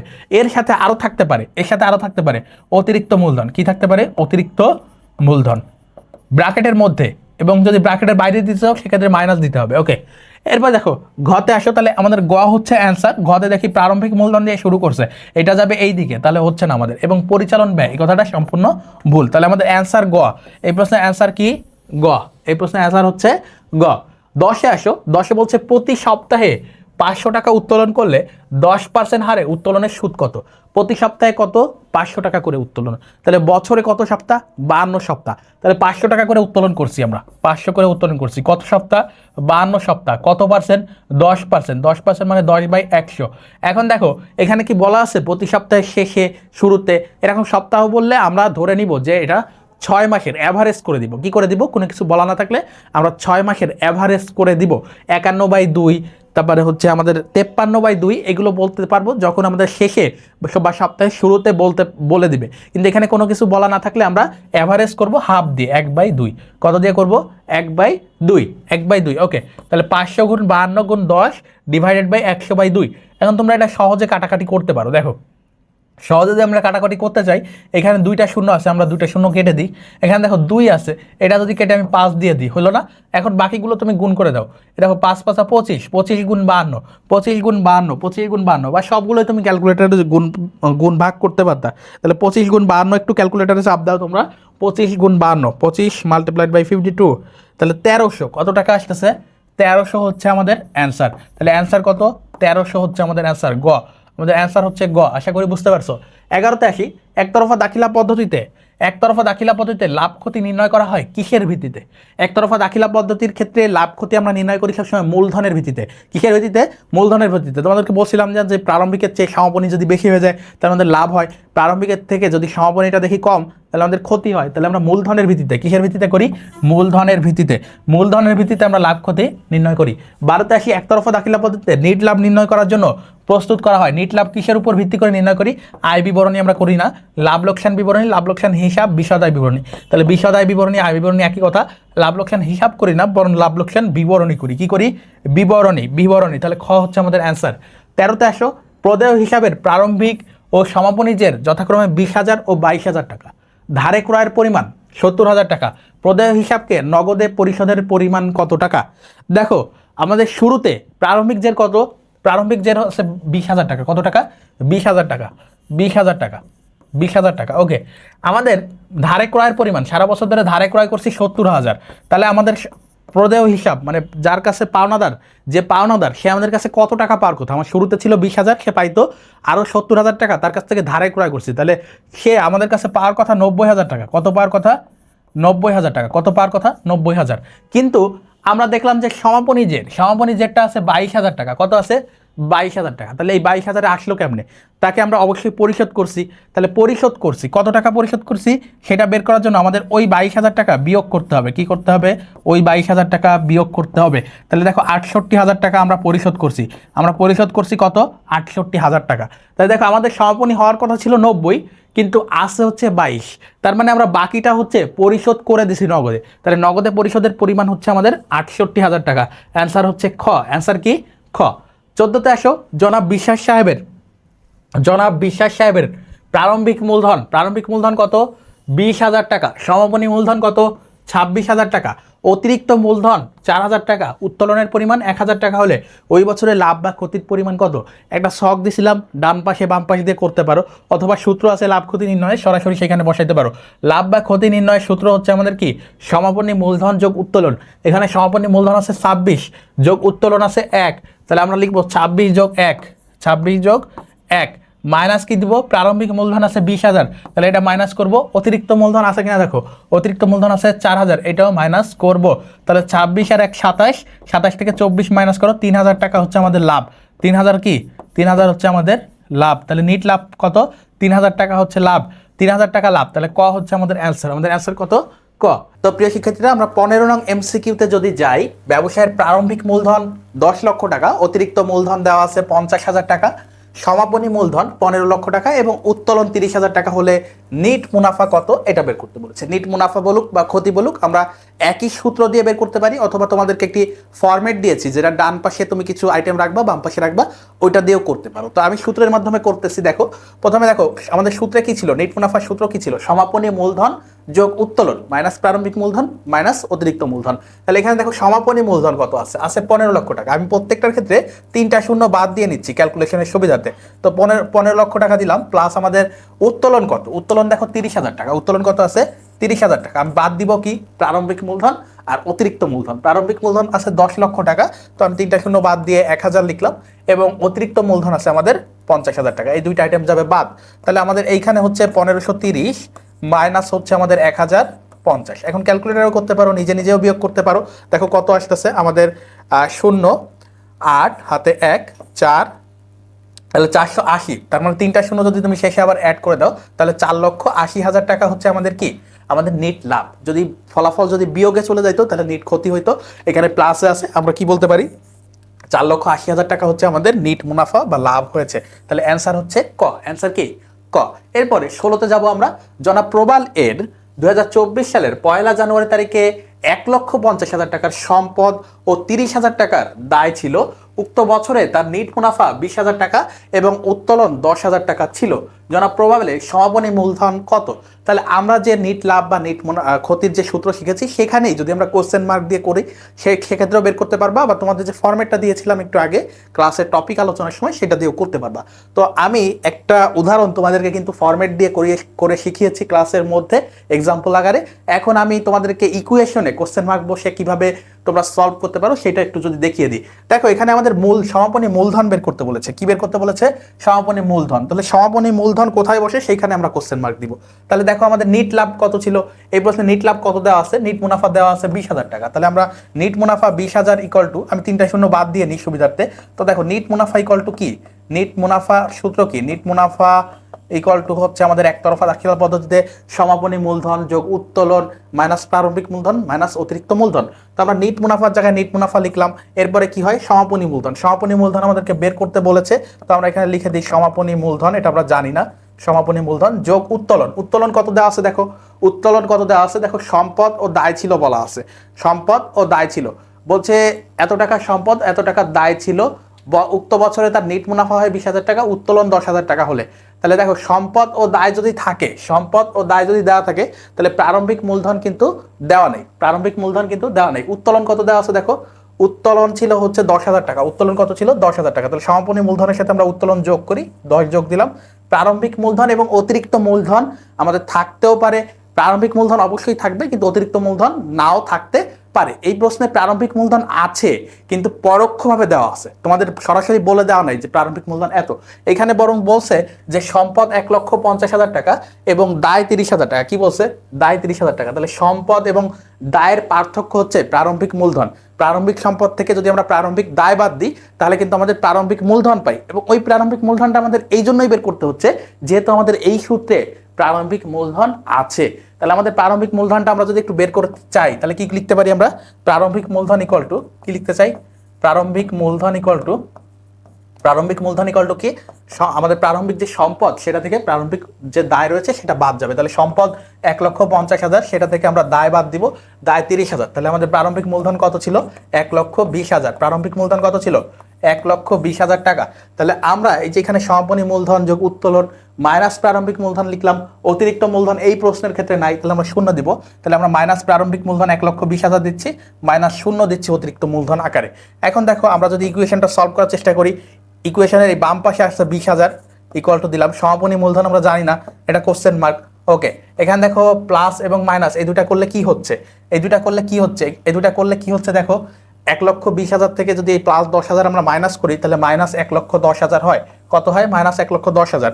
এইবার এই পাশে দেখো মাইনাস আছে, এই মাইনাসটা যদি আমরা এই পাশে নিয়ে চলে আসি তাহলে কি হয় প্লাস 20,000 প্লাস 1,10,000, অর্থাৎ এই 1,10,000 যে মাইনাস ছিল ওইটা আমরা এই পাশে এনে প্লাস করলাম ইকুয়াল টু আমাদের কোশ্চেন মার্ক। এরপরে দেখো এই দুইটা যোগ করলে কত হয় 1,30,000। আমি 3টা শূন্য প্রথমেই বাদ দিয়ে নিয়েছিলাম, সেই 3টা শূন্য এখন অ্যাড করে দিব। তাহলে এই শূন্যগুলো আমরা হচ্ছে কি করতে পারি সাবস্ট্রাক্ট করে আমাদের ক্যালকুলেশনটাকে সহজ করতে পারি। তোমরা চাইলে ক্যালকুলেটরে ক্যালকুলেশন করতে পারো, যেহেতু এইচএসসিতে কি করতে পারি আমরা এইচএসসিতে ক্যালকুলেটর ইউজ করতে পারি। তাহলে আমাদের কোশ্চেন মার্কটা কি ছিল সমাপনী মূলধন, যেটা 1,30,000 টাকা আসলো, আমাদের অপশন গতে আছে 1,30,000 টাকা। তাহলে আমাদের এই প্রশ্নে সমাপনী মূলধনের পরিমাণ ছিল 1,30,000 টাকা। আশা করি কিভাবে সলভ করতে হয় তোমরা বুঝতে পেরেছো। তো আমরা চলে যাবো আমাদের 17 নং এমসিকিউতে। স্নেহা ট্রেডার্সের প্রারম্ভিক কল কবজার পরিমাণ 60,000 টাকা, বছরের মাঝামাঝি সময়ে আরও 25,000 টাকার কল কবজা ক্রয় করা হয়, সমাপনী মূলধন নির্ণয়ে কল কবজার পরিমাণ কত? দেখো কি বলছে, সমাপনী মূলধন নির্ণয়। তাহলে সমাপনী মূলধন নির্ণয়ে কি কল কবজার কোনো কাজ আছে নাকি নাই, এটা তোমাকে বুঝতে হবে। তাহলে দেখো সমাপনী মূলধন নির্ণয়ের সূত্র হচ্ছে আমাদের সমাপনী মোট সম্পদ মাইনাস সমাপনী মোট দায়। তাহলে সমাপনী মোট সম্পদের মধ্যে কল কবজা একটা সম্পদ, সমাপনী মূলধন নির্ণয়ের ক্ষেত্রে আমাদের কি সমাপনী মূলধন নির্ণয় কল কবজা একটা সম্পদ থাকবে আমাদের, যেহেতু এটা কিনছিলাম, এটা শেষেও আছে, যেহেতু বিক্রি করে দিই নাই, তাহলে এই কল কবজার দাম আমাদেরকে ধরতে হবে। এখন কল কবজার প্রারম্ভিক পরিমাণ ছিল 60,000 টাকা, পাশাপাশি আমি মাঝামাঝি সময়ে আরো 25,000 টাকার কিনছি, আরো কত হাজার টাকার কিনছি 25,000 টাকার। তাহলে এই দুইটার যোগফলই কিন্তু আমাদের সমাপনী মোট সম্পদ। তাহলে সমাপনী মোট সম্পদ আকারে কত যাবে, 60 আর 25 হচ্ছে আমাদের 85,000 টাকা। খুবই সহজ ছিল, একেবারে সহজ বিষয়, কিন্তু তোমাকে একটু বুঝতে হবে। তাহলে 85,000 টাকা হচ্ছে আমাদের কল কবজার পরিমাণ সমাপনী মূলধন নির্ণয়। এখন তুমি বলতে পারো মূলধন নির্ণয় করতেছি আমি সম্পদ দিয়ে কি করবো? একতরফা দাখিলা পদ্ধতিতে মূলধনের মধ্যে কি রয়েছে, সমাপনী মূলধন নির্ণয় করতে গেলে তোমাকে সমাপনী সম্পদ থেকে সমাপনী দায় বাদ দিতে হবে, এবং সেই সম্পদের মধ্যেই কিন্তু আমাদের কল কবজা রয়েছে। তাহলে 85,000 হচ্ছে আমাদের অ্যান্সার। আমাদের অ্যান্সার কি 85,000। 18তে আসো, প্রারম্ভিক মূলধন 70,000 টাকা, প্রারম্ভিক মূলধন 70,000, সমাপনী মূলধন 90,000 টাকা হলে লাভ বা ক্ষতির পরিমাণ কত? দেখো আমি তোমাদেরকে বলেছিলাম আলোচনার মধ্যে যে সমাপনী মূলধন তখনই বেশি হয় যখন লাভ হয়। এখানে 70,000 টাকা মূলধন ছিল, তাহলে 20,000 টাকা আমার আয় হয়েছে বা লাভ হয়েছে, এই জন্যই মূলধনটা কি 90,000-এ গেছে। তুমি যদি নিট লাভের সূত্র ব্যবহার করো তাও কিন্তু তুমি করতে পারো। নেট লাভ ইকুয়াল টু কি সমাপনী মূলধন যোগ উত্তোলন। সমাপনী মূলধন কত আছে এখানে 90,000 টাকা, কত আছে 90,000 টাকা, যোগ উত্তোলন দেওয়া নাই, তাহলে শূন্য দাও, মাইনাস প্রারম্ভিক মূলধন হচ্ছে 70,000 মাইনাস অতিরিক্ত মূলধন হচ্ছে দেওয়া নাই, তার মানে শূন্য। তাহলে দেখো 90 থেকে 70 বাদ দাও, 20,000 টাকা। আশা করি বুঝতে পারছো। তাহলে কত টাকা 20,000 টাকা হচ্ছে আমাদের নিট লাভ। তাহলে লাভ কত, লাভ হচ্ছে 20,000 টাকা। অপশন ঘ হচ্ছে আমাদের অ্যান্সার। লাভ কত 20,000 টাকা। 19-এ আসো, 19 নং এমসিকিউতে কি বলে আমরা দেখি। একতরফা দাখিলা পদ্ধতিতে ব্যবসায়ের আর্থিক অবস্থা জানতে কোনটি ব্যবহার করা হয়? তাহলে আমরা পড়েছি একতরফা দাখিলা পদ্ধতিতে দুইটা বিবরণী তৈরি করা হয়, লাভ বা নিট লাভ বা ক্ষতি জানার জন্য আমাদের লাভ ক্ষতি বিবরণী, এবং সম্পদ এবং দায়ের অবস্থা জানার জন্য আমরা কি করি বৈষয়িক বিবরণী তৈরি করি। তাহলে এইখানে কি অ্যান্সার হওয়ার কথা, বৈষয়িক বিবরণী। দেখো এখানে অপশনে বলছে লাভ ক্ষতি, যেটা আমাদের আর্থিক অবস্থা মানে মোট সম্পদ দায় এবং মালিকানা সত্ত্বের অবস্থা জানতে লাভ ক্ষতি হিসাব করি না, বরং হচ্ছে আয় বিবরণী বা নেট লাভ জানতে আমরা হচ্ছে লাভ ক্ষতি হিসাব বা বিবরণী করি। আয় বিবরণী আমরা করি না, বিষয় বিবরণী বা বৈষয়িক বিবরণী। তাহলে বৈষয়িক বিবরণী বা বিষয় বিবরণী কোথায় আছে, অপশন গ তে আছে। তাহলে গ হচ্ছে আমাদের অ্যান্সার। আমাদের অ্যান্সার কি গ। তাহলে বিষয় বিবরণী বা বৈষয়িক বিবরণী, বৈষয়িকের আরেকটা মানে হচ্ছে বিষয়, মানে বিষয়ভিত্তিক বিবরণী। বিষয় আসো, কোন মূলধনের উপর সুদ ধার্য করা হয়, তাহলে বিনিয়োজিত মূলধনের উপর আমরা একতরফার ক্ষেত্রে সবসময় মনে রাখবা দুইটা মূলধনের উপর সুদ ধার্য করা হয়, সেটা হচ্ছে হয় প্রারম্ভিক আর হচ্ছে অতিরিক্ত মূলধন। তাহলে এখানে প্রারম্ভিক আছে অপশন খ তে, অ্যান্সার হবে খ। এর সাথে আর কি থাকতে পারতো, অতিরিক্ত মূলধনটা থাকতে পারতো। তাহলে এই ছিল আমাদের একতরফা দাখিলা পদ্ধতির 20টা এমসিকিউ।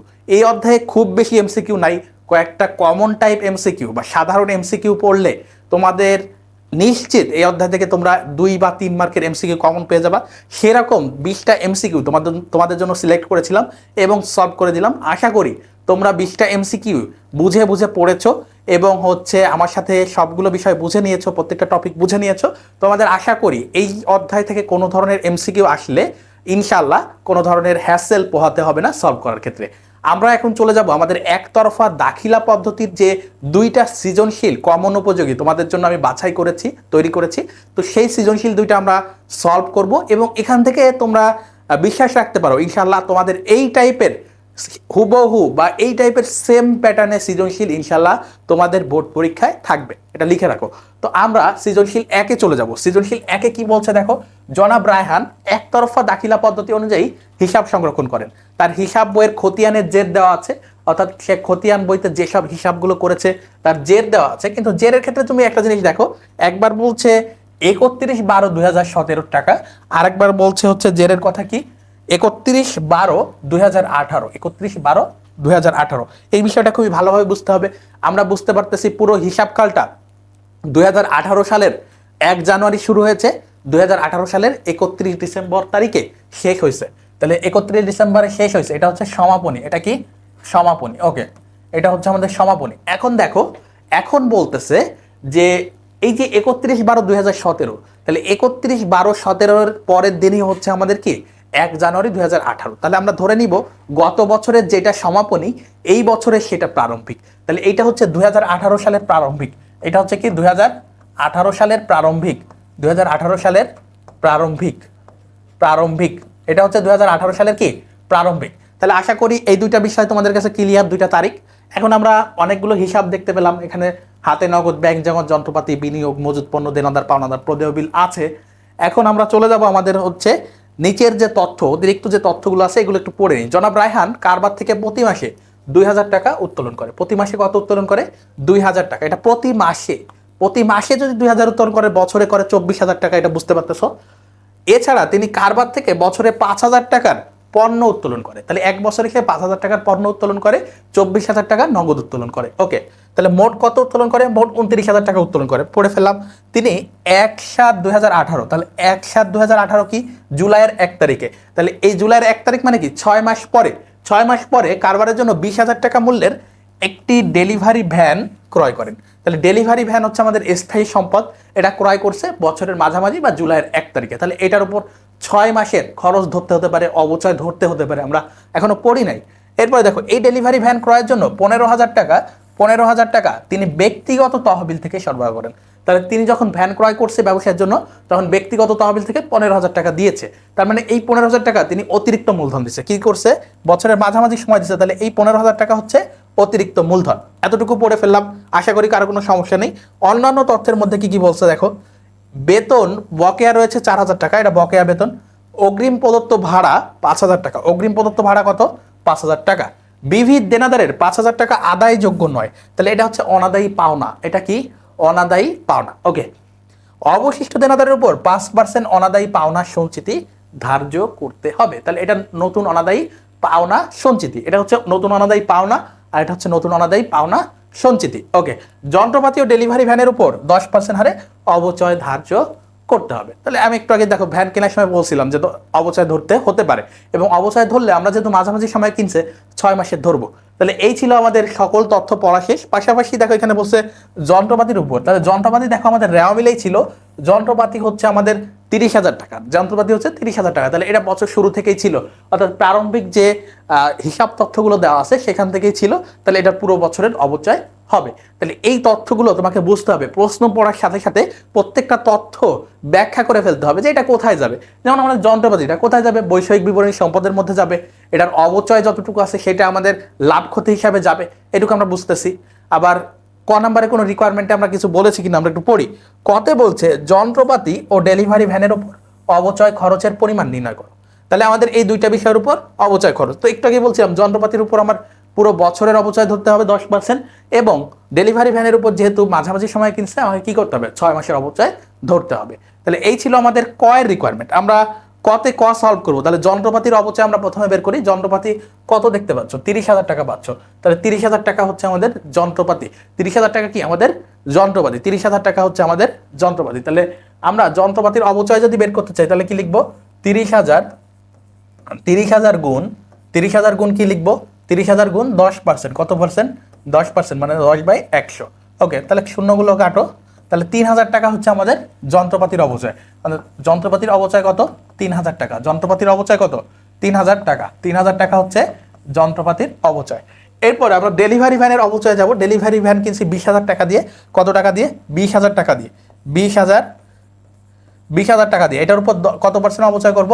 10%। তার মানে 10/100 ইন্টু, যেহেতু আমরা মাঝামাঝি সময় কিনছি তাহলে 6 মাসের অপচয় ধরবো, তাহলে 6/12, 6/12। তাহলে এখন কাটাকাটি করো, 20,000-এর 10% কত হয়? 2,000 টাকা হয়। কত হয়? 2,000 টাকা। তাহলে 2,000-এর যদি 6/12 করো, ক্যালকুলেটর 6 দিয়ে গুণ করো, 12 দিয়ে ভাগ করো বা হাফ করো, তাহলে হচ্ছে 2,000-এর অর্ধেক কত হয়? 1,000 টাকা। তাহলে এটার অপচয় কত? 1,000 টাকা। কত টাকা? 1,000 টাকা। তাহলে 1,000 হচ্ছে আমাদের এটার অ্যান্সার। তাহলে আমাদের যন্ত্রপাতির অপচয় 3,000, ডেলিভারি ভ্যানের অপচয় 1,000 টাকা। আশা করি বুঝতে পারছো। শেষ। আমরা খতে যাব। আমরা যদি ক্ষয়ে আসি, ক্ষয়ের রিকোয়ারমেন্টে আমাদেরকে কি বলেছে দেখো, প্রারম্ভিক ও সমাপনী মূলধন নির্ণয় করতে বলেছে। তাহলে প্রারম্ভিক এবং সমাপনী মূলধনের যে সূত্র আমরা পড়েছিলাম, আমরা প্রারম্ভিক মোট সম্পদ থেকে প্রারম্ভিক দায়গুলো বাদ দিলে প্রারম্ভিক মূলধন পেয়ে যাব, পাশাপাশি সমাপনী মূলধন থেকে সমাপনী মোট দায়গুলো বাদ দিলে আমরা কি পাবো? সমাপনী মূলধন পেয়ে যাব। তো এই জন্য আমরা দুইটা যেহেতু একসাথে করতে বলেছে, আমরা দুইটা ছকই পাশাপাশি রাখবো। তোমরা তারিখও দিতে পারো অথবা এখানে কি লিখতে পারো? প্রারম্ভিক লিখতে পারো এবং এখানে সমাপনী লিখে দিতে পারো। তো প্রারম্ভিক এবং সমাপনী আমরা লিখে পাশাপাশি দুইটা দিয়ে একবারে সম্পদ এবং দায়গুলো বাদ দিলে সম্পদ থেকে আমরা কিন্তু আমাদের কাঙ্ক্ষিত মূলধন পেয়ে যাব। তাহলে আমরা এখানে লিখলাম সম্পদ সমূহ। কি লিখলাম? সম্পদ সমূহ। এখন দেখো সম্পদের মধ্যে কি আছে? হাতে নগদ আছে, ব্যাংক জমা আছে। তোমরা হাতে নগদটা দিয়ে শুরু করি। হাতে নগদ কি লিখবো? হাতে নগদ। হাতে নগদ। তাহলে হাতে নগদ কত টাকা? হাতে নগদ আমাদের দেখো শুরুটা হচ্ছে 50,000, শেষে হচ্ছে 1,60,000। তাহলে 50,000 এবং হচ্ছে 1,60,000। সমাপনীটা হচ্ছে 1,60,000। অর্থাৎ সারা বছর পরিচালনা করে আমাদের নগদ টাকার পরিমাণ 50,000 থেকে 1,60,000 টাকায় উন্নীত হয়েছে। এরপরে দেখো ব্যাংক জমা। ব্যাংক জমার ক্ষেত্রে দেখো শুরুটা আছে 50,000। ব্যাংক জমার ক্ষেত্রে শুরুতে কত আছে? 50,000। ব্যাংক জমা 50,000। ব্যাংক জমা প্রারম্ভিক হচ্ছে 50,000। ওকে। এরপরে আমরা যদি সমাপনীর দিকে যাই, এখানে একটা জিনিস লক্ষ্য করতে হবে, এই যে ক্রেডিট লেখা। কি লেখা? ক্রেডিট। তাহলে তোমরা যারা ব্যাংক সমন্বয় বিবরণী পড়েছো, তারা আমাদের বইতে বা নগদান বইতে বা আমাদের লেজারে যদি ব্যাংক জমার উদ্বৃত্ত ক্রেডিট থাকে, সেটা কি বোঝায়? সেটা ব্যাংক জমা অতিরিক্ত বোঝায় বা ব্যাংক ওভারড্রাফট বোঝায়, যেটা আমাদের জন্য এক প্রকার চলতি দায়। তাহলে এটা হচ্ছে আমাদের দায়, এটা সম্পদের ভিতর লেখা যাবে না। তাহলে ক্রেডিট থাকলে আর সম্পদের ভিতর সেটা লেখা যাবে না, এটা আমাদের ব্যাংক জমা অতিরিক্ত বা দায়। তাহলে আমরা দায় করার সময় এটা বাদ দিব। এবার দেখো যন্ত্রপাতি প্রারম্ভিক আছে 30,000 টাকা। প্রারম্ভিক আছে কত? 30,000 টাকা। যন্ত্রপাতি প্রারম্ভিক আছে কত? 30,000 টাকা। তাহলে 30,000 আমরা লিখলাম। ওকে। এরপরে দেখো আমাদের যে বিষয়টা বুঝতে হবে, এখানে দেখো সমাপনী দেওয়া নাই। সমাপনী দেওয়া নাই। তাহলে এইখানে পুরো তথ্যের মধ্যে আমরা কি কোনো কারণে যন্ত্রপাতি বিক্রি করেছি আদৌ? কোথাও কিন্তু যন্ত্রপাতি বিক্রি করছি এমন কিছু বলা নেই। অবচয় নির্ণয়ের কথা বলছে, যেটা আমাদের ব্যয় এক প্রকার, সেটা আমরা ব্যয়ের ক্ষেত্রে বাদ দিব বা মূলধন নির্ণয়ের ক্ষেত্রে ব্যয়গুলো বাদ দিব, সেটা ভিন্ন বিষয়। কিন্তু আমাদের যন্ত্রপাতি তো বিক্রি করে দিই নাই। তার মানে এখানে হাইপেন আছে বা কিছু নাই, তার মানে তোমাকে বুঝতে হবে যন্ত্রপাতিটা যদি বিক্রি করে না দিই, তাহলে সমাপনীতে আমাদের ওই যন্ত্রপাতিটা আছে। তাহলে আমরা সমাপনীর ক্ষেত্রেও 30,000 দিব। সমাপনীর ক্ষেত্রেও কি করব? 30,000 দিব। 30,000 দিব। ওকে। এরপরে আমাদের যন্ত্রপাতি হয়ে গেল। 10% বিনিয়োগ আমাদের একটা সম্পদ, উভয় ক্ষেত্রেই 40,000 টাকা। 10% বিনিয়োগ। 10% কি? বিনিয়োগ। 10% বিনিয়োগ 40,000 টাকা উভয় ক্ষেত্রেই। তাহলে আমরা 40,000 টাকা লিখে ফেলবো। 40,000 টাকা। ওকে। এরপরে দেখো মজুত পণ্য আছে 20,000 এবং 65,000। মজুত পণ্যটা আমরা লিখবো 20,000 এবং 65,000। মজুত পণ্য কি লিখবো? 20,000 এবং 65,000। 20,000 এবং 65,000। ওকে। মজুত পণ্য লিখলাম। দেনাদার আমরা কোথায় যাব? দেনাদার হচ্ছে 40 এবং 60। দেনাদার কত? 40 এবং 60,000 দেওয়া আছে। দেনাদার দেওয়া আছে 40 এবং 60,000।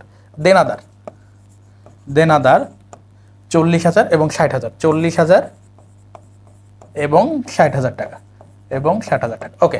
এরপরে দেখো আমাদের এইখানে আর কোথাও কোনো সম্পদ আছে কিনা। এইখানে আর কোথাও আমরা কোনো সম্পদ দেখতে পাচ্ছি কিনা। দেখো সম্পদের ক্ষেত্রে আমরা জনাব রায়হান এই অতিরিক্ত তথ্যগুলো সবই আমরা দেখলাম। দেখার পরে দেখো এইখানে আমাদের সম্পদের ক্ষেত্রে কোনো কিছু আমরা পাচ্ছি কিনা। একটা আমাদের অতিরিক্ত তথ্য হিসেবে দেখো, অতিরিক্ত তথ্য হিসেবে আমরা একটা ডেলিভারি ভ্যান কিনছিলাম। কি কিনছিলাম? ডেলিভারি ভ্যান, যেটা আমাদের 20,000 টাকা মূল্যে ক্রয় করা হয়েছে। কত টাকা মূল্যে? 20,000 টাকা। তাহলে এই ডেলিভারি ভ্যানটা কিন্তু আমাদেরকে অন্তর্ভুক্ত করতে হবে। কি করতে হবে? অন্তর্ভুক্ত করতে হবে। তাহলে আমরা ডেলিভারি ভ্যানটা লিখে ফেলি। কি লিখবো? ডেলিভারি ভ্যান 20,000 টাকা। কি লিখবো? Delivery van. কিন্তু সেটা কিন্তু শুরুতে ছিল না। ডেলিভারি ভ্যান এটা কিন্তু শুরুতে ছিল না। তাহলে শুরুর প্রারম্ভিকে আমরা দিব না।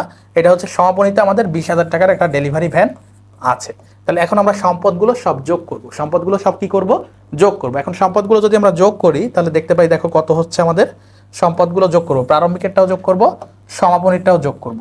তাহলে প্রারম্ভিকেরটা যোগ করলে কত আসে দেখো, 50,000, 50,000 হচ্ছে 1,30,000, 1,70,000, 1,00,000 কত 90,000 আর 40,000, তাহলে 2,30,000 পাচ্ছি আমরা প্রারম্ভিক মোট সম্পদ, 2,30,000। এটা হচ্ছে আমাদের সম্পদ, মোট সম্পদ, মোট সম্পদ। পাশাপাশি আমাদের সমাপনী যেটা, সেটা যদি আমরা একটু যোগ করি, 1,60,000 যোগ 30, 1,90,000 যোগ 40, 2,30,000, 2,30,000 সাথে যদি আমরা এই তিনটা আইটেম, 2,30,000 আর হচ্ছে 65, তাহলে 2,95,000 এবং হচ্ছে 80, তাহলে 2 লক্ষ কত, 3,75,000 টাকা, 3,75,000 টাকা, 3,75,000 টাকা। ওকে, 3,75,000 টাকা আমাদের সম্পদ বের হয়ে গেল। আমরা এখন দায় সমূহতে যাব, কি বের করব, দায় সমূহ, দায় সমূহগুলো আমরা বিয়োগ করব, দায় সমূহ, দায় সমূহ। তাহলে দায় সমূহ দেখো কত আসতেছে। দায়ের ক্ষেত্রে আমরা আমাদের যে ইয়া ছিল, আমাদের যে রেওয়া মিল ছিল, সেখানে দেখতে পাচ্ছি পাওনাদার এবং প্রদেয় বিল আছে। কি লিখবো আমরা, পাওনাদার, পাওনাদার, প্রদেয় বিল, পাওনাদার, প্রদেয় বিল। তাহলে পাওনাদার, প্রারম্ভিক পাওনাদার কত ছিল, প্রারম্ভিক পাওনাদার ছিল 50 এবং সমাপনী হচ্ছে 75, তাহলে 50 এবং 75, 50, 75। ওকে, এরপরে দেখো প্রদেয় বিল, প্রদেয় বিল কত আছে আমাদের দেখো, প্রদেয় বিল আছে 25 এবং 35, 25,000 এবং 35,000, 25,000 এবং 35,000। ওকে, এরপরে আমরা যেটা ছকে যেটা ক্রেডিট দেখেছিলাম, ব্যাংক সমন্বয় বিবরণী, সেটা কিন্তু আমাদের এক প্রকার দায় ছিল, তোমাদেরকে বলেছিলাম। তো সেই ব্যাংক জমা অতিরিক্ত আমরা দায় হিসাবে দেখাবো, ব্যাংক জমা অতিরিক্ত, ব্যাংক জমা অতিরিক্ত, ব্যাংক জমা অতিরিক্ত। তাহলে ব্যাংক জমা অতিরিক্ত কত, 10,000 টাকা, 10,000 টাকা, যেটা আমাদের দায় সমাপনী, প্রারম্ভিকের ক্ষেত্রে নেই, এটা হচ্ছে সমাপনী 10,000 টাকা। তাহলে এখন আমরা দায়গুলো সব যোগ করব, দায়গুলো যদি সব যোগ করি তাহলে আমরা মোট দায় পাবো। দায়গুলো সব যোগ করি তাহলে এখানে দেখতে পাচ্ছি আমাদের 75,000 হচ্ছে মোট দায়, এবং এইখানে আমাদের কত হচ্ছে 75 এবং 35, তাহলে 1,10,000, 1,20,000 টাকা হচ্ছে, 75 এবং 35 হচ্ছে 1,10,000 আর 10, 1,20,000 টাকা, 1,20,000 টাকা। এখন আমরা যদি আমাদের যে প্রিভিয়াস মোট সম্পদ বের করেছিলাম সেখান থেকে যদি এটা বাদ দিই, এই অংশটা বাদ দিই, তাহলে আমরা লিখতে পারি কি, আমরা এখানে এটা দাগ দিয়ে ক্লোজ করে রাখি।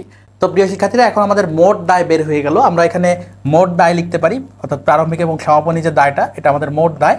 এখন আমরা যদি আমাদের যে সম্পদ বের করেছিলাম সেই সম্পদের অংশ থেকে আমরা যদি মোট দায়টা বাদ দিতে পারি, তাহলে আমরা কি করতে পারি, তাহলে আমাদের কিন্তু মূলধনটা বের হয়ে যাবে। তাহলে কি হয়ে যাবে, মূলধনটা বের হয়ে যাবে। তাহলে আমরা আমাদের যে সম্পদ বের হয়েছিল 2,30,000, সেখান থেকে যদি আমরা 75,000 বাদ দিই, তাহলে আমরা এখানে লিখে দিতে পারি আমাদের মূলধন, কি লিখতে পারি, মূলধন, মূলধন ব্র্যাকেটে লিখে দিতে পারো সম্পদ মাইনাস দায়, কি লিখতে পারো, সম্পদ মাইনাস দায় সমূহ।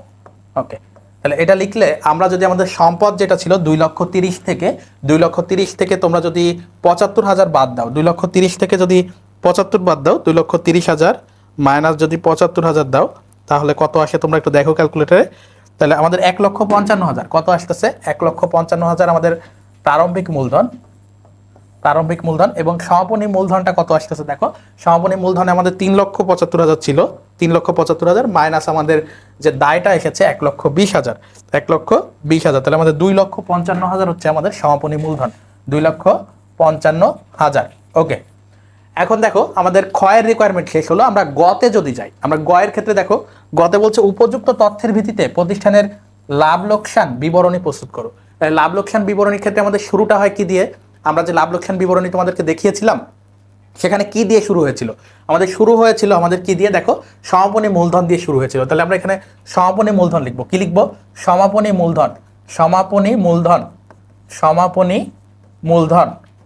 ওকে, তাহলে সমাপনী মূলধন যদি আমরা লিখি, সমাপনী মূলধন মাত্র কিন্তু আমরা বের করলাম খতে, তাহলে খ হতে লিখতে পারি 2,55,000 টাকা। কত টাকা, 2,55,000 টাকা। তাহলে সমাপনী মূলধন আমরা লিখতে পারি খ হতে, খ হতে কত টাকা, 2,55,000 টাকা, 2,55,000 টাকা।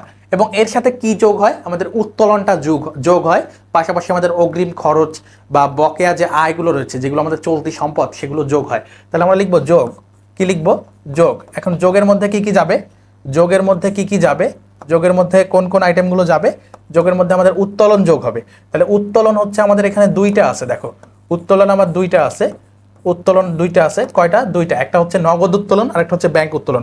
নগদ উত্তোলন কত? প্রতি মাসে 2000 করে। নগদ উত্তোলন কত? প্রতি মাসে 2000 করে। নগদ উত্তোলন হচ্ছে, নগদ হচ্ছে প্রতি মাসে 2000 করে। 2000 গুণ 12 তাহলে কত হয়? 24000। নগদ উত্তোলন হচ্ছে 24000।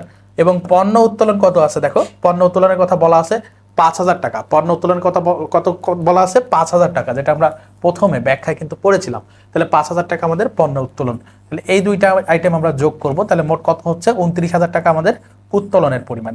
পাশাপাশি আর কি যোগ হবে? আমাদের অগ্রিম কোনো খরচ বা অগ্রিম কোনো ব্যয়, যেগুলো আমাদের চলতি সম্পদ এবং বকেয়া আয় যদি কোনো কিছু থাকে। আমরা যদি একটু ছকে যাই, দেখো এখানে 10% বিনিয়োগ, তাহলে এখানে আমরা বিনিয়োগের সুদ কিন্তু পাবো।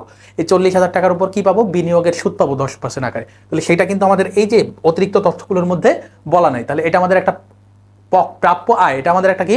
প্রাপ্য বা বকেয়া আয়। তাহলে আমরা লিখবো বকেয়া বিনিয়োগের সুদ। কি লিখবো? বকেয়া বিনিয়োগের সুদ। বকেয়া বা প্রাপ্য বিনিয়োগের সুদ। বকেয়া বিনিয়োগের সুদ। বকেয়া বিনিয়োগের সুদ। বকেয়া বিনিয়োগের সুদ কত? 40,000-এর উপর 10%। 40,000 গুণ 10%। কত পার্সেন্ট? 10%। ওকে, তাহলে 40,000 গুণ 10% করলে কত হয়? 4000 টাকা। কত আসতেছে? 4000 টাকা। ওকে, এরপর দেখো আমাদের এইখানে এইদিকে যদি আসি, আমাদের কিন্তু একটা অগ্রিম খরচ ছিল। আমাদের একটা অগ্রিম খরচ দেওয়া ছিল, সেটা কত দেখি আমরা একটু পড়ি। বলছে যে অগ্রিম খরচ হচ্ছে, অগ্রিম প্রদত্ত ভাড়া আছে 5000 টাকা। আর কোনো কিছু আমরা খরচ বা হচ্ছে সম্পদ দেখতে পাচ্ছি না। আর কোনো সম্পদ আমরা দেখতে পাচ্ছি না, বা অগ্রিম খরচ দেখতে পাচ্ছি না, বা অগ্রিম ব্যয় দেখতে পাচ্ছি না। তাহলে এইটা আমাদের যোগ হবে। এই আইটেমটা কি হবে? যোগ হবে। তাহলে আমরা লিখতে পারি অগ্রিম কি? অগ্রিম ভাড়া, অগ্রিম প্রদত্ত ভাড়া। অগ্রিম প্রদত্ত ভাড়া 5000 টাকা, বা অগ্রিম ভাড়া 5000 টাকা। অগ্রিম ভাড়া কত ছিল? 5000 টাকা। তাহলে এই ছিল আমাদের সমাপনী মূলধনের সাথে যোগের আইটেমগুলো। তাহলে যোগের আইটেমগুলো আমরা যদি যোগ করি, 29 এবং 4 33, 33,000 এবং 5,000 কত হয়? 38,000 টাকা। কত টাকা? 38,000 টাকা। তো এই 38,000 আমরা যোগ করব কত সাথে? 2,55,000 সাথে। 2,55,000 যোগ 38,000, 2,55,000 যোগ 38,000, তাহলে 2,93,000 টাকা। কত আসতেছে?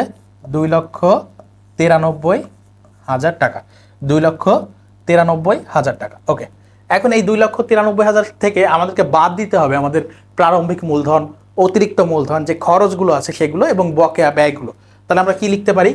বাদ বাদ বাদ কি দিতে পারি? আমরা শুরুতে দিব প্রারম্ভিক মূলধন। কি বাদ দিব? প্রারম্ভিক মূলধন। তাহলে প্রারম্ভিক মূলধন কত ছিল দেখো? প্রারম্ভিক মূলধন, প্রারম্ভিক মূলধন আমরা কিন্তু ক্ষয়ের রিকোয়ারমেন্ট আমরা বের করেছি, 1,55,000 টাকা এসেছে। তাহলে 1,55,000 টাকা লিখবো আমরা প্রারম্ভিক মূলধন, 1,55,000।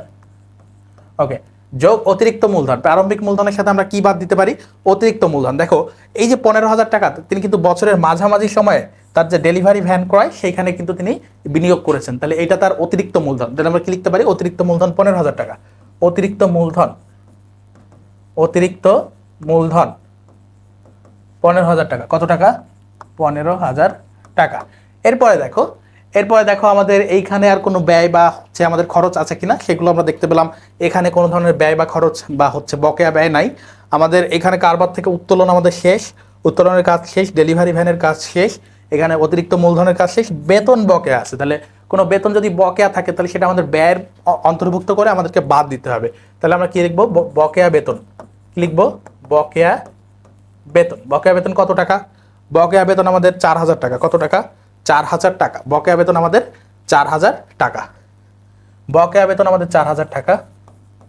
ওকে, এরপরে দেখো বকেয়া বেতনের কাজ শেষ। আমাদের অগ্রিম ভাড়া আমাদের যোগ হয়েছে। বিবিধ দেনাদারের উপর 5,000 টাকা আদায়যোগ্য নয়। তাহলে বিবিধ দেনাদারের যে 5,000 টাকা আদায়যোগ্য নয়, এটা হচ্ছে আমাদের নতুন অনাদায়ী পাওনা। এটা কি? নতুন অনাদায়ী পাওনা। তাহলে নতুন অনাদায়ী পাওনা বা কুঋণ হচ্ছে এক প্রকার খরচ, সেই হিসেবে আমরা বাদ দিব নতুন অনাদায়ী পাওনা। কি লিখবো?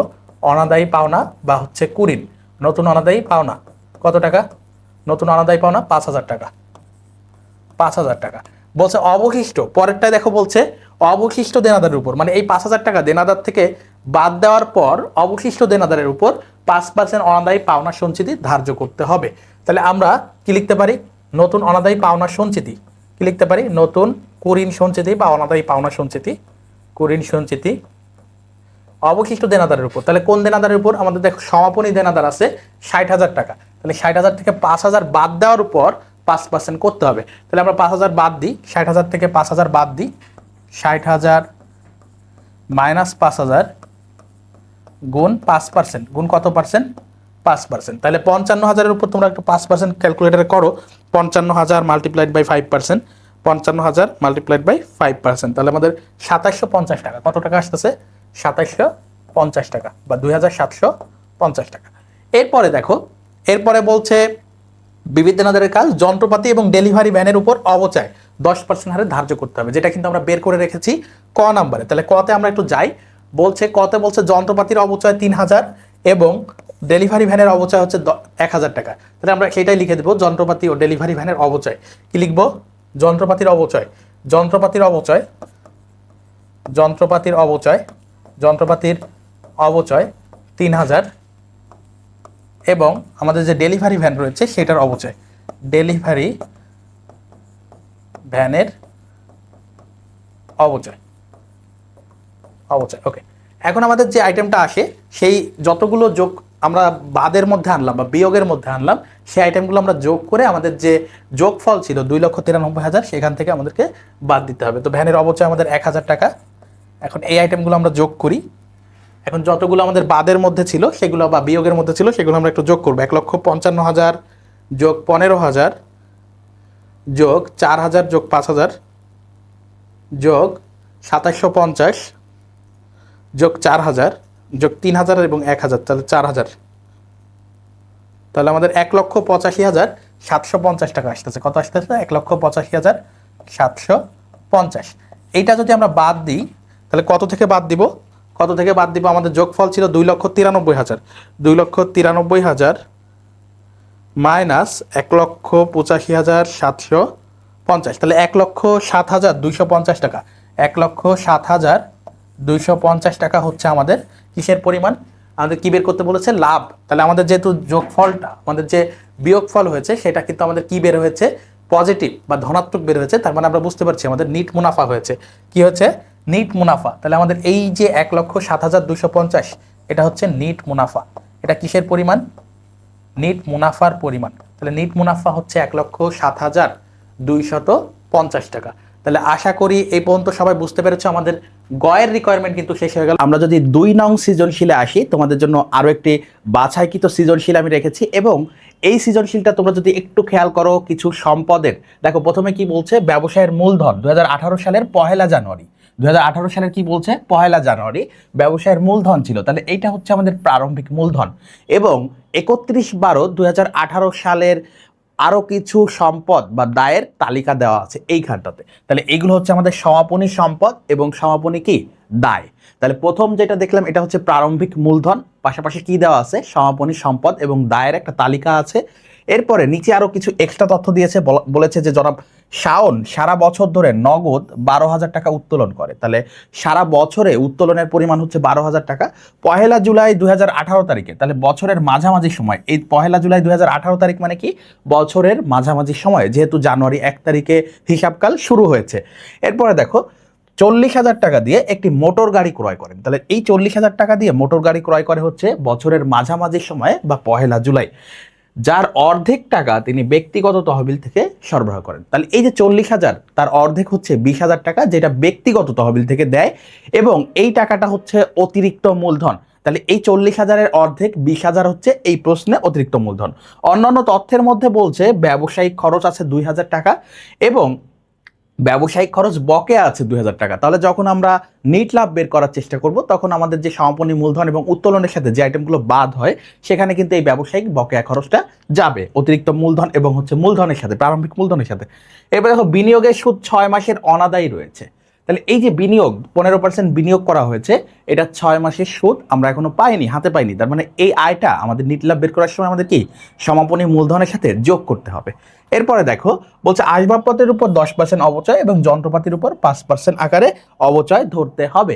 তাহলে অবচয়টা আমাদের নিট লাভ বের করার সময় একটা পরিচালন খরচ আকারে বাদ দিতে হয়। তাহলে আমরা সেটাও বাদ দিব নিট লাভের সময়।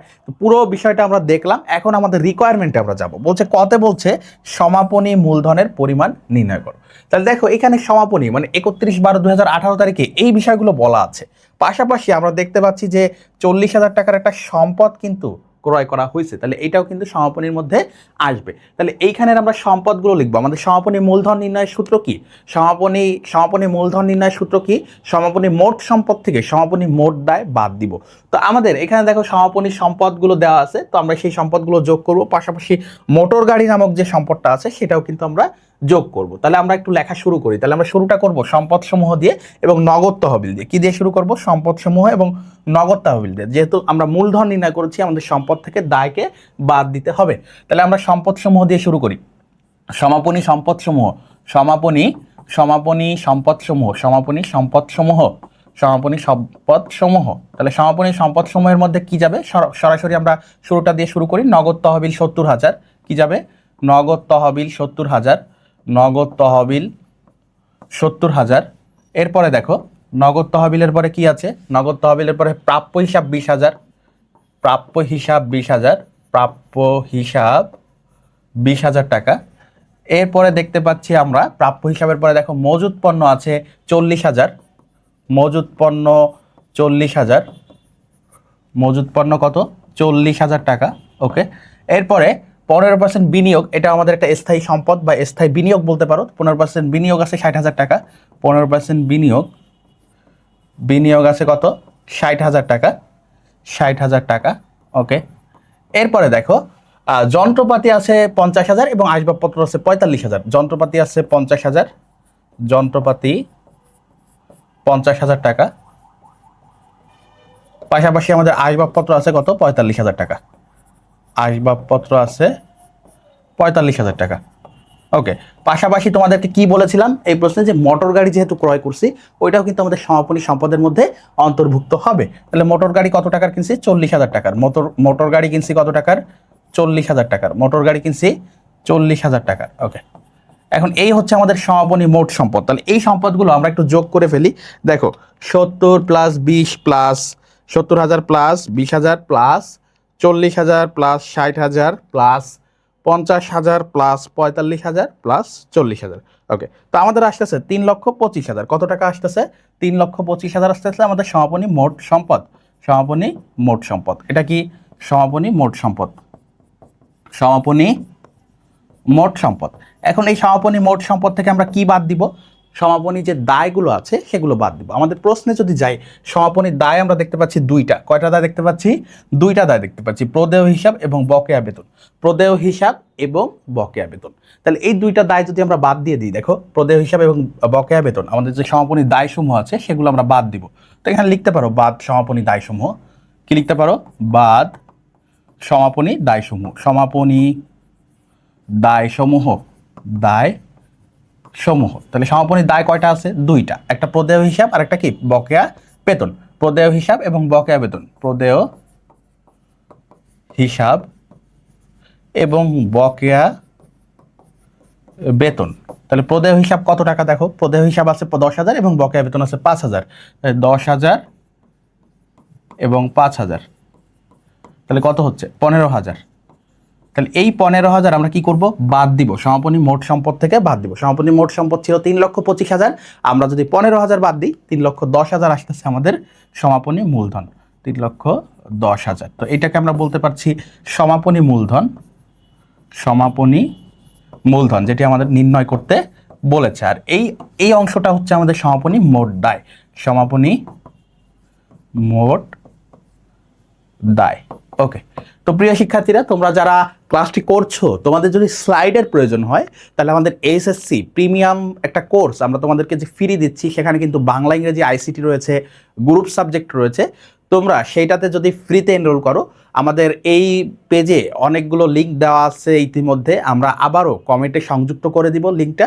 তো তোমরা কিন্তু সেই কোর্সটাতে ফ্রিতে এনরোল করতে পারো এবং আমাদের ওয়েবসাইটে প্রত্যেকটা ক্লাসের রেকর্ড এবং স্লাইড কিন্তু তোমরা পেয়ে যাবা। তো তোমাদের যারা হিসাব বিজ্ঞানের সৃজনশীলগুলো করো, তোমাদের অনেক সময় স্লাইডগুলোর প্রয়োজন হয় বা তোমাদের পড়াশোনার সহায়ক হিসেবে কিন্তু স্লাইডগুলো প্রয়োজন হয়। তো তোমরা চাইলে আমাদের সেই কোর্সটাতে জয়েন করে পুরো যতগুলো ক্লাস আমরা নিয়েছি সেগুলো রেকর্ড সিরিয়াল অনুযায়ী পেয়ে যাবা, পাশাপাশি স্লাইডগুলো কিন্তু পেয়ে যাবা এবং আমার এই যে অ্যান্সার করা অ্যানোটেড স্লাইডগুলো কিন্তু তোমরা পেয়ে যাবা। তো প্রিয় শিক্ষার্থীরা, সেই কোর্সে যারা ক্লাস করছো তারা দেরি না করে সেই কোর্সে কিন্তু এনরোল করে ফেলো। তো আমরা সমাপনী মূলধন কিন্তু নির্ণয় করে ফেললাম। সমাপনী মূলধনের পাশাপাশি দেখো খতে আমাদেরকে কি বলেছে, খতে বলেছে জনাব শাওনের লাভ লোকসান বিবরণী তৈরি করো। জনাব শাওনের কি তৈরি করতে বলেছে, লাভ লোকসান বিবরণী তৈরি করতে বলেছে। সমাপনী মূলধন নির্ণয় করেছি কতে, এখন বলছে লাভ লোকসান বিবরণী। তাহলে লাভ লোকসান বিবরণীতে আমরা যে ফরম্যাট শিখেছি সেখানে আমরা শিখেছিলাম যে আমরা শুরুটা করব সমাপনী মূলধন দিয়ে। কি দিয়ে শুরু করতে হবে, আমাদের নিট লাভ বের করার সময় যে লাভ লোকসান বিবরণীতে সমাপনী মূলধন দিয়ে শুরু করতে হবে। আমরা কিন্তু ফরম্যাট দেখেছি সৃজনশীল 1 সলভ করার আগে। তো দেখো সমাপনী আমাদের লাভ লোকসান বিবরণীতে শুরু করতে হবে সমাপনী মূলধন দিয়ে। সেই সমাপনী মূলধন আমরা কতে বের করেছি, তাহলে কত বের করেছি 3,10,000 টাকা। তাহলে 3,10,000 দিয়ে আমরা শুরু করব লাভ লোকসান বিবরণী। তাহলে লাভ লোকসান বিবরণীতে আমরা শুরুটাই করব সমাপনী মূলধন দিয়ে। সমাপনী মূলধন কত, 3,10,000 টাকা। সমাপনী মূলধন কত, 3,10,000 টাকা। 3,10,000 টাকা। 3,10,000 টাকা। এর সাথে আমরা কি কি যোগ করব, দেখো সমাপনী মূলধনের সাথে উত্তোলন যোগ হয়। কি যোগ হয়, উত্তোলন যোগ হয়। বকেয়া কোনো যদি আয় থাকে বা অগ্রিম কোনো খরচ থাকে সেগুলো যোগ হয়। তো আমরা উত্তোলন, দেখো এই প্রশ্নে উত্তোলন ছিল কত টাকা, 12,000 টাকা। কারণ আমাদের নিট লাভের সূত্রই হচ্ছে সমাপনী মূলধন যোগ উত্তোলন মাইনাস প্রারম্ভিক মূলধন মাইনাস অতিরিক্ত মূলধন। এটা একেবারে সংক্ষিপ্ত সূত্র। এর সাথে আমাদের অগ্রিম খরচ বা চলতি সম্পদগুলো যোগ হয়, পাশাপাশি আমাদের বকেয়া খরচ, অপচয় খরচ বা পরিচালন খরচগুলো বাদ হয় প্রারম্ভিক এবং অতিরিক্ত মূলধনের সাথে সাথে। তো আমরা এই যে উত্তোলনটা দেখতে পাচ্ছি 12,000 টাকা, এটা আমরা কি করব, যোগের মধ্যে দিব। কি দিব, যোগ। কি যোগ দিব উত্তোলন। কি দিব, উত্তোলন যোগ করব। উত্তোলন কত, 12,000 টাকা। 12,000 টাকা। আর কি কি থাকতে পারে যোগের মধ্যে, দেখো আমি বলেছি এর মধ্যে উত্তোলনের পাশাপাশি অগ্রিম যে খরচ রয়েছে বা আমাদের যে চলতি সম্পদ রয়েছে সেগুলো থাকতে পারে। তো আমরা দেখতে পাচ্ছি, দেখো এখানে 15% বিনিয়োগ আছে। আবারও এখানে একটা সমন্বয়তে বলছে যে বিনিয়োগের সুদ 6 মাসের অনাদায়ী। তাহলে এই যে 15% বিনিয়োগ, 15% সুদ আমরা পাবো বিনিয়োগের উপর, সেটার কিন্তু পুরো বছরেরটা আমাদের সম্পদ নয়, বরং হচ্ছে 6 মাসেরটা হচ্ছে সম্পদ। তাহলে আমরা 15% বিনিয়োগের এই যে 60,000 টাকা, এটার উপর 15% সুদ ধার্য করি এবং সেটা কয় মাসের হবে, 6 মাসের। তাহলে আমরা লিখতে পারি বকেয়া বিনিয়োগের সুদ। কি লিখতে পারি, যোগের মধ্যে বকেয়া বিনিয়োগের সুদ। কি লিখতে পারি, বকেয়া বিনিয়োগের সুদ। বকেয়া বিনিয়োগের সুদ। বকেয়া বিনিয়োগের সুদ কত, 60,000 গুণ 15% গুণ 6/12, কারণ 6 মাসের সুদ আমাদের বকেয়া বিনিয়োগের সুদ। এখন আমরা 60%, এখন আমরা কি করব, এই 60,000 টাকার 15%, 60,000 টাকার 15% করব এবং সেটাকে 6/12 দিয়ে মাল্টিপ্লাই করব অথবা হাফ করব। তাহলে 4,500 টাকা আসতেছে। তোমরা যদি একটু ক্যালকুলেটরে করো দেখবা 4,500 টাকা আসতেছে। তাহলে যোগের আইটেমের মধ্যে দেখো আমাদের আর কোনো অগ্রিম বা চলতি সম্পদ আমরা পুরো ম্যাথটাতে কিন্তু পাইনি। তাহলে এই দুইটাই হচ্ছে আমাদের যোগের আইটেম। তাহলে এই দুইটা আমরা যোগ করব। দেখো 12,000 এবং 4,500 মিলে কত হচ্ছে, 16,500। কত হচ্ছে, 16,500। ওকে, এরপরে দেখো আমরা যদি বিয়োগ করি, বিয়োগের মধ্যে কি কি যাবে, প্রারম্ভিক মূলধন এবং অতিরিক্ত মূলধন। বিয়োগে কি যাবে, প্রারম্ভিক মূলধন। বিয়োগে কি কি যাবে, প্রারম্ভিক মূলধন। প্রথমেই যাবে আমাদের, আচ্ছা এইটা কিন্তু আমাদেরকে একটু যোগ করে নিতে হবে। এই যে দুইটা আইটেম, এই দুইটা আইটেম আমাদেরকে একটু যোগ করে নিতে হবে। তাহলে এটা আমাদেরকে আরেকটু নিচে লিখতে হবে। তাহলে 3,10,000 এবং 16,500, তাহলে 3,26,500। 3,26,500 এটা হচ্ছে আমাদের সমাপনী মূলধনের সাথে যোগের আইটেমগুলো যোগ করার পর আমাদের যে যোগফল আসলো। এরপরে দেখো, এরপরে বলছে যে আমাদের বিয়োগের আইটেমগুলো করতে হবে। তাহলে আমরা বাদ বা বিয়োগ লিখতে পারি। কি লিখতে পারি, বাদ বা বিয়োগ। বাদ, তারপরে কি লিখবো, আমরা প্রারম্ভিক মূলধন দিয়ে আমরা শুরু করব। বাদের মধ্যে কি যায়, নিট লাভ বের করার সময় সর্বপ্রথম প্রারম্ভিক মূলধন যায়। তাহলে প্রারম্ভিক মূলধন কত টাকা, দেখো প্রারম্ভিক মূলধন কত টাকা। প্রারম্ভিক মূলধন এখানে বলা ছিল 2,50,000 টাকা 1 জানুয়ারি তারিখে। তাহলে 2,50,000 টাকা আমরা লিখবো, 2,50,000 টাকা। ওকে, এরপরে দেখো অতিরিক্ত মূলধন আমাদেরকে বাদ দিতে হয়। অতিরিক্ত মূলধন কত টাকা। অতিরিক্ত মূলধন দেখো বলেছিলাম 40,000 টাকা দিয়ে মোটর গাড়ি ক্রয় করছি, যার অর্ধেক মালিক তার ব্যক্তিগত তহবিল থেকে দিয়েছে, যার অর্ধেক। তাহলে 40,000-এর অর্ধেক হচ্ছে অতিরিক্ত মূলধন 20,000 টাকা। অতিরিক্ত মূলধন কত, 20,000 টাকা। অতিরিক্ত মূলধন হচ্ছে 40,000 ডিভাইডেড বাই হাফ। 40,000 গুণ হাফ দিতে পারো, 40,000 গুণ হাফ, তাহলে হচ্ছে 20,000 টাকা। কত টাকা, 20,000 টাকা। আর কি আছে দেখো, আমি বলেছি এখানে যদি কোনো চলতি দায় বা বকেয়া খরচ এই জাতীয় কিছু থাকে সেটা আমরা বাদ দিব। তো তিনি দেখো এখানে বলছে ব্যবসায়িক খরচ 2,000 টাকা বকেয়া আছে। তাহলে ব্যবসায়িক খরচ বকেয়া থাকা মানে কি, এটা হচ্ছে আমাদের একটা চলতি দায়। তাহলে আমরা লিখবো বকেয়া ব্যবসায়িক খরচ। কি লিখবো, বকেয়া ব্যবসায়িক খরচ। বকেয়া ব্যবসায়িক খরচ, ব্যবসায়িক খরচ, বকেয়া ব্যবসায়িক খরচ কত টাকা? বকেয়া ব্যবসায়িক খরচ 2000 টাকা, 2000 টাকা। তাহলে এই আইটেমগুলো থাকলো। পাশাপাশি আমরা দেখতে পাচ্ছি যে অবচয়ের কথা বলা আছে। কি বলা আছে? অবচয়। আসবাবপত্রের উপর অবচয় বলা আছে আমাদের 10% এবং যন্ত্রপাতির উপর 5%। তাহলে এই দুইটা অবচয় আমাদেরকে বাদ দিতে হবে। তাহলে আমরা লিখতে পারি আসবাবপত্রের অবচয়। কি লিখতে পারি? আসবাবপত্রের অবচয়, আসবাবপত্রের আসবাবপত্রের অবচয়। এখন দেখো আসবাবপত্র কত আছে প্রশ্নে। দেখো আসবাবপত্র কত আছে? আসবাবপত্র আছে 45,000 টাকা। কত আছে? 45,000, এবং সেটার উপর বলছে 10%।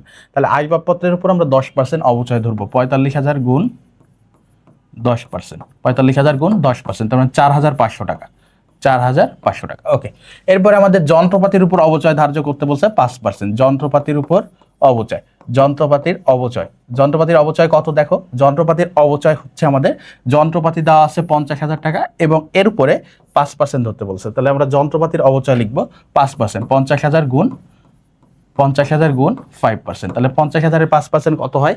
2,500 টাকা। কত টাকা? 2,500 টাকা। ওকে, তো এই ছিল আমাদের যাবতীয় খরচ এবং হচ্ছে সমাপনী মূলধনের সাথে যোগগুলো আমরা যোগ করে ফেলেছি। ইতিমধ্যে বিয়োগ যেগুলো আছে সেগুলো আমরা লিখলাম। এখন এইখান থেকে শুরু করে এই পর্যন্ত আমাদেরকে বিয়োগ করতে হবে। তো এই আইটেমগুলো আমরা একটু যোগ করে ফেলি। দেখো কি বলছে, 2,50,000 প্লাস 20,000, তাহলে আমাদের 2,70,000 যোগ 2,000 যোগ কত? 2,000 যোগ 4,500, 4,500 যোগ 2,500। ওকে, তাহলে আমাদের 2,79,000 টাকা কত আসতেছে বিয়োগের আইটেমগুলোর মধ্যে? 2,79,000 টাকা, 2,79,000 টাকা। তো এইটা আমরা বাদ দিব। বাদ দিলে আমাদের কত আসে? আমাদের আগের যোগফল কত ছিল? 3,26,500। সেখান থেকে আমরা যদি 2,79,000 বাদ দিই, 3,26,500, 3,26,500 মাইনাস কত হবে? 2,79,000, 2,79,000। তোমরাও আমার সাথে একটু ক্যালকুলেটারে করো। তাহলে 47,500 টাকা আমরা দেখতে পাচ্ছি। কত দেখতে পাচ্ছি? 47,500 আমাদের নিট লাভ। আমাদের নিট লাভ কত? 47,500 টাকা। নিট লাভ 47,500 টাকা। তো এই ছিল আমাদের ক্ষয়ের রিকোয়ারমেন্ট। খুবই সহজ সহজ অল্প কিছু আইটেম দিয়ে, দেখো এতটুক দিয়ে তুমি মাত্র এতটুক করলেই, মানে 5 মিনিট লাগে করতে, সেটা করলেই তুমি 4 মার্ক কিন্তু পেয়ে যাবা তোমার সৃজনশীলে। কতে একটু বড় ছিল কিন্তু খুব বেশি কঠিন না, একেবারে সহজ জিনিস, দেখে দেখে লেখার কাজ। তোমাকে সব তথ্য দেওয়া আছে, তোমাকে জানতে হবে ফরম্যাটটা কি, তুমি জাস্ট উঠাই দিবা। এখন গতে আসো।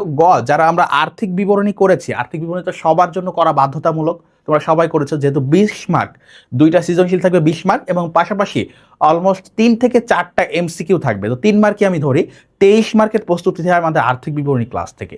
তো সেই আর্থিক বিবরণীর প্রস্তুতি যারা নিয়েছো তাদের জন্য এই অধ্যায়ের গ নাম্বার খুবই সহজ। এই অধ্যায়ের গতে দেখো প্রায় সময় বলে বৈষয়িক বিবৃতি। তাহলে বৈষয়িক বিবৃতিরা সিমিলার হচ্ছে আমাদের আর্থিক অবস্থার বিবরণী বা উদ্বৃত্তপত্র বা ব্যালেন্স শিটের মতো।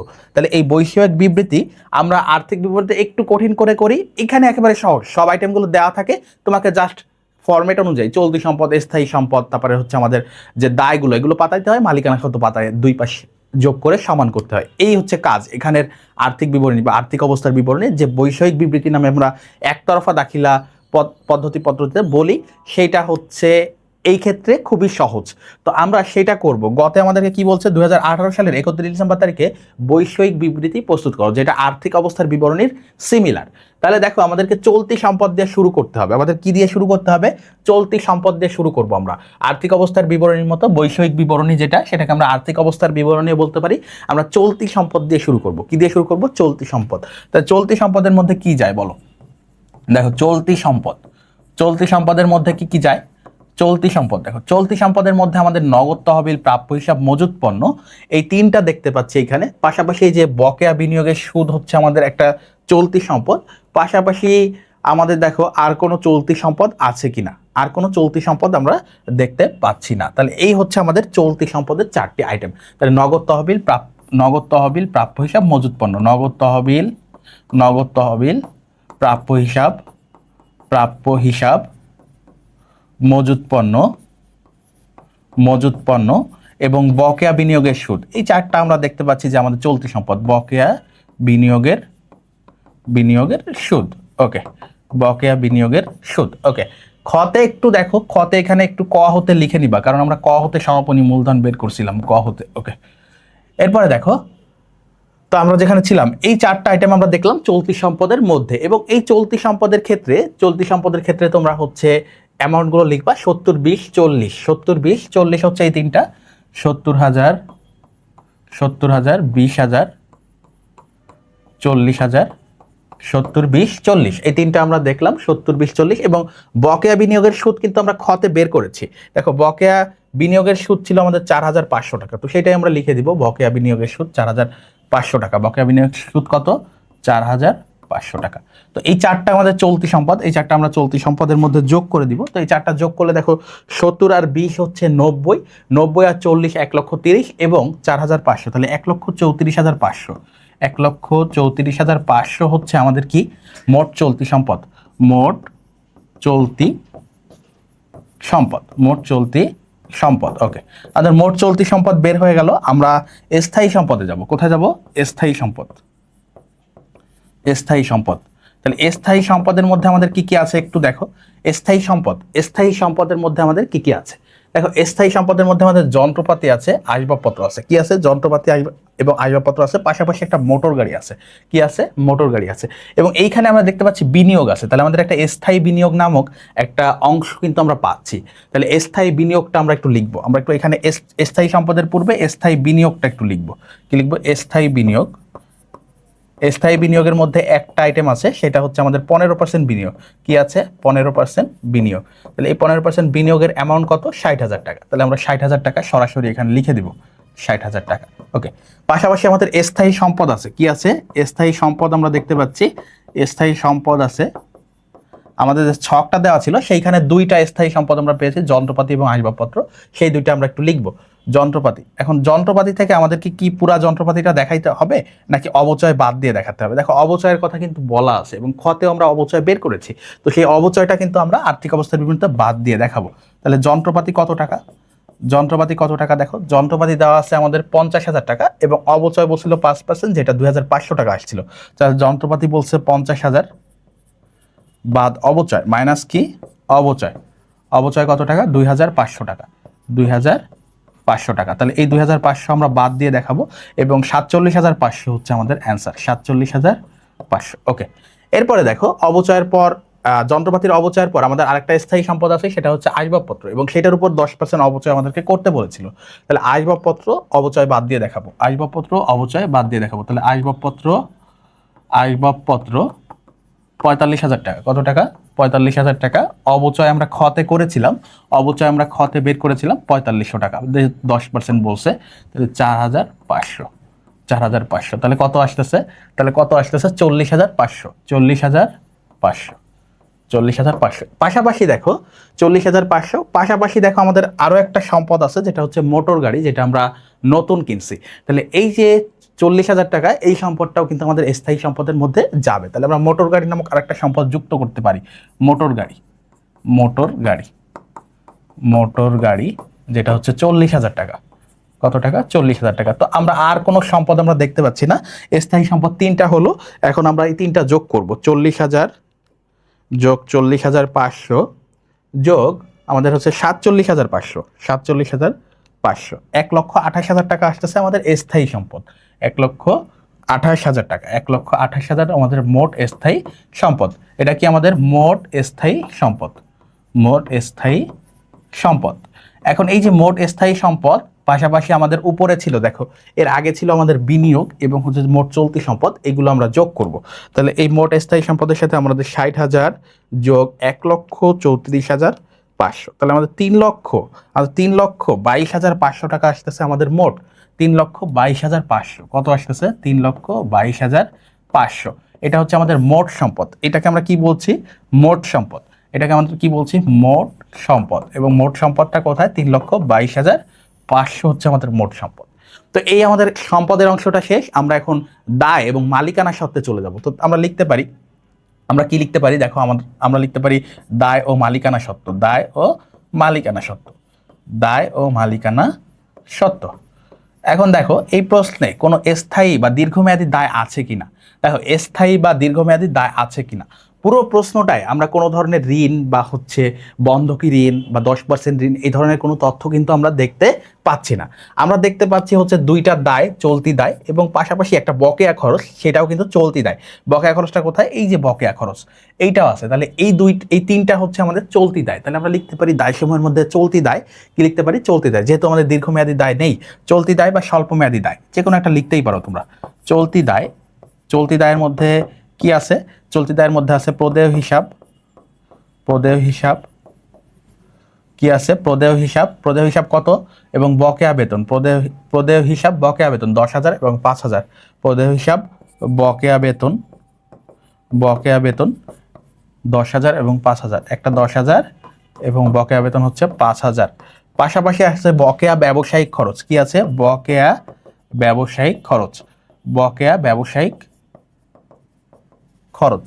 তাহলে বকেয়া ব্যবসায়িক খরচ কত আছে দেখো, বকেয়া ব্যবসায়িক খরচ বলছে 2,000 টাকা। তাহলে এই 2,000 টাকা আমাদের একটা চলতি দায়। তাহলে আমরা এখানে তিনটা যোগ করে দিব, এই তিনটা হচ্ছে 17,000 টাকা। কত টাকা? 17,000 টাকা হচ্ছে আমাদের মোট দায়। 17,000 টাকা কি আমাদের মোট দায়, কারণ আমাদের আর কোনো দীর্ঘমেয়াদী দায় নাই। তাহলে মোট দায় কিন্তু আমরা 17,000 টাকা পেয়ে গেলাম। মোট দায় আশা করি তোমরা বুঝতে পারছো, আমি একেবারে ধীরে ধীরে তোমাদেরকে করানোর চেষ্টা করছি তোমাদের বোঝার সুবিধার্থে। তাহলে আমাদের মোট দায় হচ্ছে 17,000 টাকা। আমাদের কোনো দীর্ঘমেয়াদী দায় আমরা দেখতে পাচ্ছি না। আমরা মালিকানা সত্ত্বে চলে যাব। কোথায় যাব? মালিকানা সত্ত্বে, মালিকানা সত্ত্বে।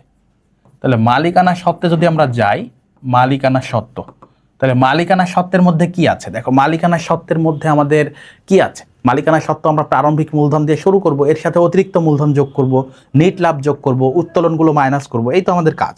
তাহলে আমরা প্রারম্ভিক মূলধন দিয়ে শুরু করি। মালিকানা সত্ত্ব শুরু করব কি দিয়ে? প্রারম্ভিক মূলধন দিয়ে। প্রারম্ভিক মূলধন, প্রারম্ভিক মূলধন কত ছিল দেখো, প্রারম্ভিক মূলধন কত ছিল বলো? প্রারম্ভিক মূলধন ছিল আমাদের 2,50,000 টাকা। কত ছিল? 2,50,000 টাকা। তাহলে আমরা 2,50,000 টাকা লিখবো, 2,50,000। এর সাথে আমরা কি যোগ করব? এর সাথে আমরা কি যোগ করব? অতিরিক্ত মূলধন যোগ অতিরিক্ত মূলধন, যোগ অতিরিক্ত মূলধন। অতিরিক্ত মূলধন কত দেখো, অতিরিক্ত মূলধন। তাহলে অতিরিক্ত মূলধন কত আছে? এই যে আমরা এইখানটা একটু পড়েছিলাম যে গাড়ি ক্রয় করেন যার অর্ধেক টাকা তিনি ব্যক্তিগত তহবিল দিয়ে কি করেন? ব্যক্তিগত তহবিল থেকে প্রদান করেন। তাহলে এই যে 40,000 টাকার গাড়ি ক্রয় করছি, 40,000-এর অর্ধেক 20,000 হচ্ছে আমাদের অতিরিক্ত মূলধন, যেটা কিন্তু আমরা খতেও করেছি একবার। তাহলে অতিরিক্ত মূলধন হচ্ছে আমাদের 20,000 টাকা। তাহলে আমরা অতিরিক্ত মূলধনটা কি করব? যোগ করব। অতিরিক্ত মূলধন 20,000 আমরা যোগ করব, যোগ করব। তাহলে 2,70,000 টাকা। কত টাকা? 2,70,000 টাকা। উত্তোলন যদি থাকে সেটা আমরা কি করব? মালিকানা সত্ত্ব থেকে বাদ দিব। তাহলে আমরা মাইনাস উত্তোলন করতে পারি। মাইনাস কি করতে পারি? উত্তোলন। তাহলে উত্তোলন কত দেখো, তিনি সারা বছর ধরে তিনি উত্তোলন করছে 12,000 টাকা। পণ্য বা অন্য কোনো উত্তোলন আমরা দেখতে পাচ্ছি না। তাহলে উত্তোলন আমরা মাইনাস করব 12,000 টাকা। উত্তোলন মাইনাস করব কত টাকা? 12,000 টাকা। তাহলে কত হচ্ছে দেখো, 2,70,000 থেকে আমরা যদি আবার 12 বাদ দিই তাহলে কত হচ্ছে? 2,70,000 থেকে 12 বাদ দিলে 2,58,000 টাকা। 2,58,000 টাকা। ওকে, এর সাথে এই যে 2,58,000 টাকা হইলো আমাদের, এর সাথে আমরা কি করতে পারি? এর সাথে আমরা যেটা করতে পারি সেটা হচ্ছে আমাদের যে উত্তোলন, প্রারম্ভিক মূলধন যোগ অতিরিক্ত মূলধন মাইনাস উত্তোলন। এরপরে আমরা খতে একটা নিট লাভ বের করছি। নিট লাভ সবসময় কি করে? মালিকানা সত্ত্বকে বৃদ্ধি করে। নিট লাভ সবসময় কি করে? নিট লাভটা আমরা যোগ করে দিব। কি করব? নিট লাভটা আমরা যোগ করব। তাহলে নিট লাভ আমাদের কত ছিল? খ হতে বের করবা। খ হতে আমাদের নিট লাভ ছিল 47,500 টাকা। খ হতে আমাদের নিট লাভ কত ছিল? 47,500 টাকা। তাহলে আমরা নিট লাভটা যোগ করব। নিট লাভটা যোগ করব 47,500 টাকা। তাহলে এই 47,500 যদি আমরা আমাদের 2,58,000-এর সাথে যোগ করি, 2,58,000 যোগ 47,500, তোমরাও একটু ক্যালকুলেটারে করো আমার সাথে সাথে। তাহলে 3,05,500 আসতেছে। কত আসতেছে? 3,05,500। 3,05,500 টাকা হচ্ছে আমাদের কি? এটা হচ্ছে মালিকানা সত্ত্ব। এটা হচ্ছে আমাদের মালিকানা সত্ত্ব, মালিকানা সত্ত্ব বা ওই মালিকানা সত্ত্ব। এখন এই মালিকানা সত্ত্বের সাথে আমাদের দায় আছে। কি আছে? এটা হচ্ছে মালিকানা সত্ত্ব। এই মালিকানা সত্ত্বের সাথে আমাদের উপরে কিন্তু মোট দায় বের করা আছে 17,000। সেটা যোগ করলে আমরা মোট দায় ও মালিকানা সত্ত্ব পাবো। তাহলে 17,000-এর সাথে আবার 3,05,500 যোগ করো, যোগ 17,000। ওকে, তাহলে 3,22,500 আসতেছে। 3,22,500 3,22,500। তাহলে এইটা হচ্ছে আমাদের মোট দায় ও মালিকানা সত্ত্ব, যেটা আমাদের কিসের সাথে মিলতেছে দেখো, মোট সম্পদের সাথে কিন্তু ইতিমধ্যে মিলে গিয়েছে। তাহলে আমাদের মোট দায় ও মালিকানা সত্ত্ব, এখানে আমরা কি লিখতে পারি, মোট দায় ও মালিকানা সত্ত্ব, মালিকানা সত্ত্ব সত্ত্ব। তো প্রিয় শিক্ষার্থীরা, এই ছিল আমাদের গয়ের রিকোয়ারমেন্ট। আশা করি আজকের ক্লাসটির মাধ্যমে তোমাদের একতরফা দাখিলা পদ্ধতি নিয়ে যাবতীয় যে সংশয়গুলো ছিল, যে ভীতিগুলো ছিল, সেগুলো আশা করি তোমরা এই ক্লাসটি যারা করেছো পুরোটা একেবারে মনোযোগ সহকারে যারা নোট করেছো, যারা বুঝতে পেরেছো, তাদের জন্য আর কোনো সংশয় থাকবে না, ভীতি থাকবে না। তোমাদের প্রত্যেকটা অধ্যায়, একেবারে প্রথম অধ্যায় থেকে আজকে 10ম অধ্যায়, মানে একেবারে শেষ অধ্যায় হিসাব বিজ্ঞানের সবগুলো ক্লাস আমরা পর্যায়ক্রমে দিয়েছি। তো তোমরা সেই ক্লাসগুলো যারা করেছো, আজকের ক্লাসটি যারা করছো, আশা করি তোমাদের হিসাব বিজ্ঞানের প্রথম পত্রের যাবতীয় সমস্যা ইনশাআল্লাহ দূর হয়েছে আমার সাথে। তো তোমাদের সাথে পরবর্তীতে দ্বিতীয় পত্রের ক্লাসগুলোতে দেখা হবে, তোমাদের সাথে আরও অন্যান্য ক্লাসে দেখা হবে ইনশাআল্লাহ। সেই পর্যন্ত সবাই সুস্থ থাকো, পড়াশোনা করো, এইচএসসির জন্য ভালোভাবে প্রিপারেশন নাও, তোমাদের আপকামিং বিশ্ববিদ্যালয় প্রস্তুতির জন্য এখন থেকেই প্রস্তুতি শুরু করো, বা তোমাদের বেসটাকে আরও শক্তিশালী করো আমাদের সাথে। তোমাদের সাথে পরবর্তী কোনো ক্লাসে দেখা হবে। আজকের মতো আমরা এখানে শেষ করছি। আসসালামু আলাইকুম রহমতুল্লাহ।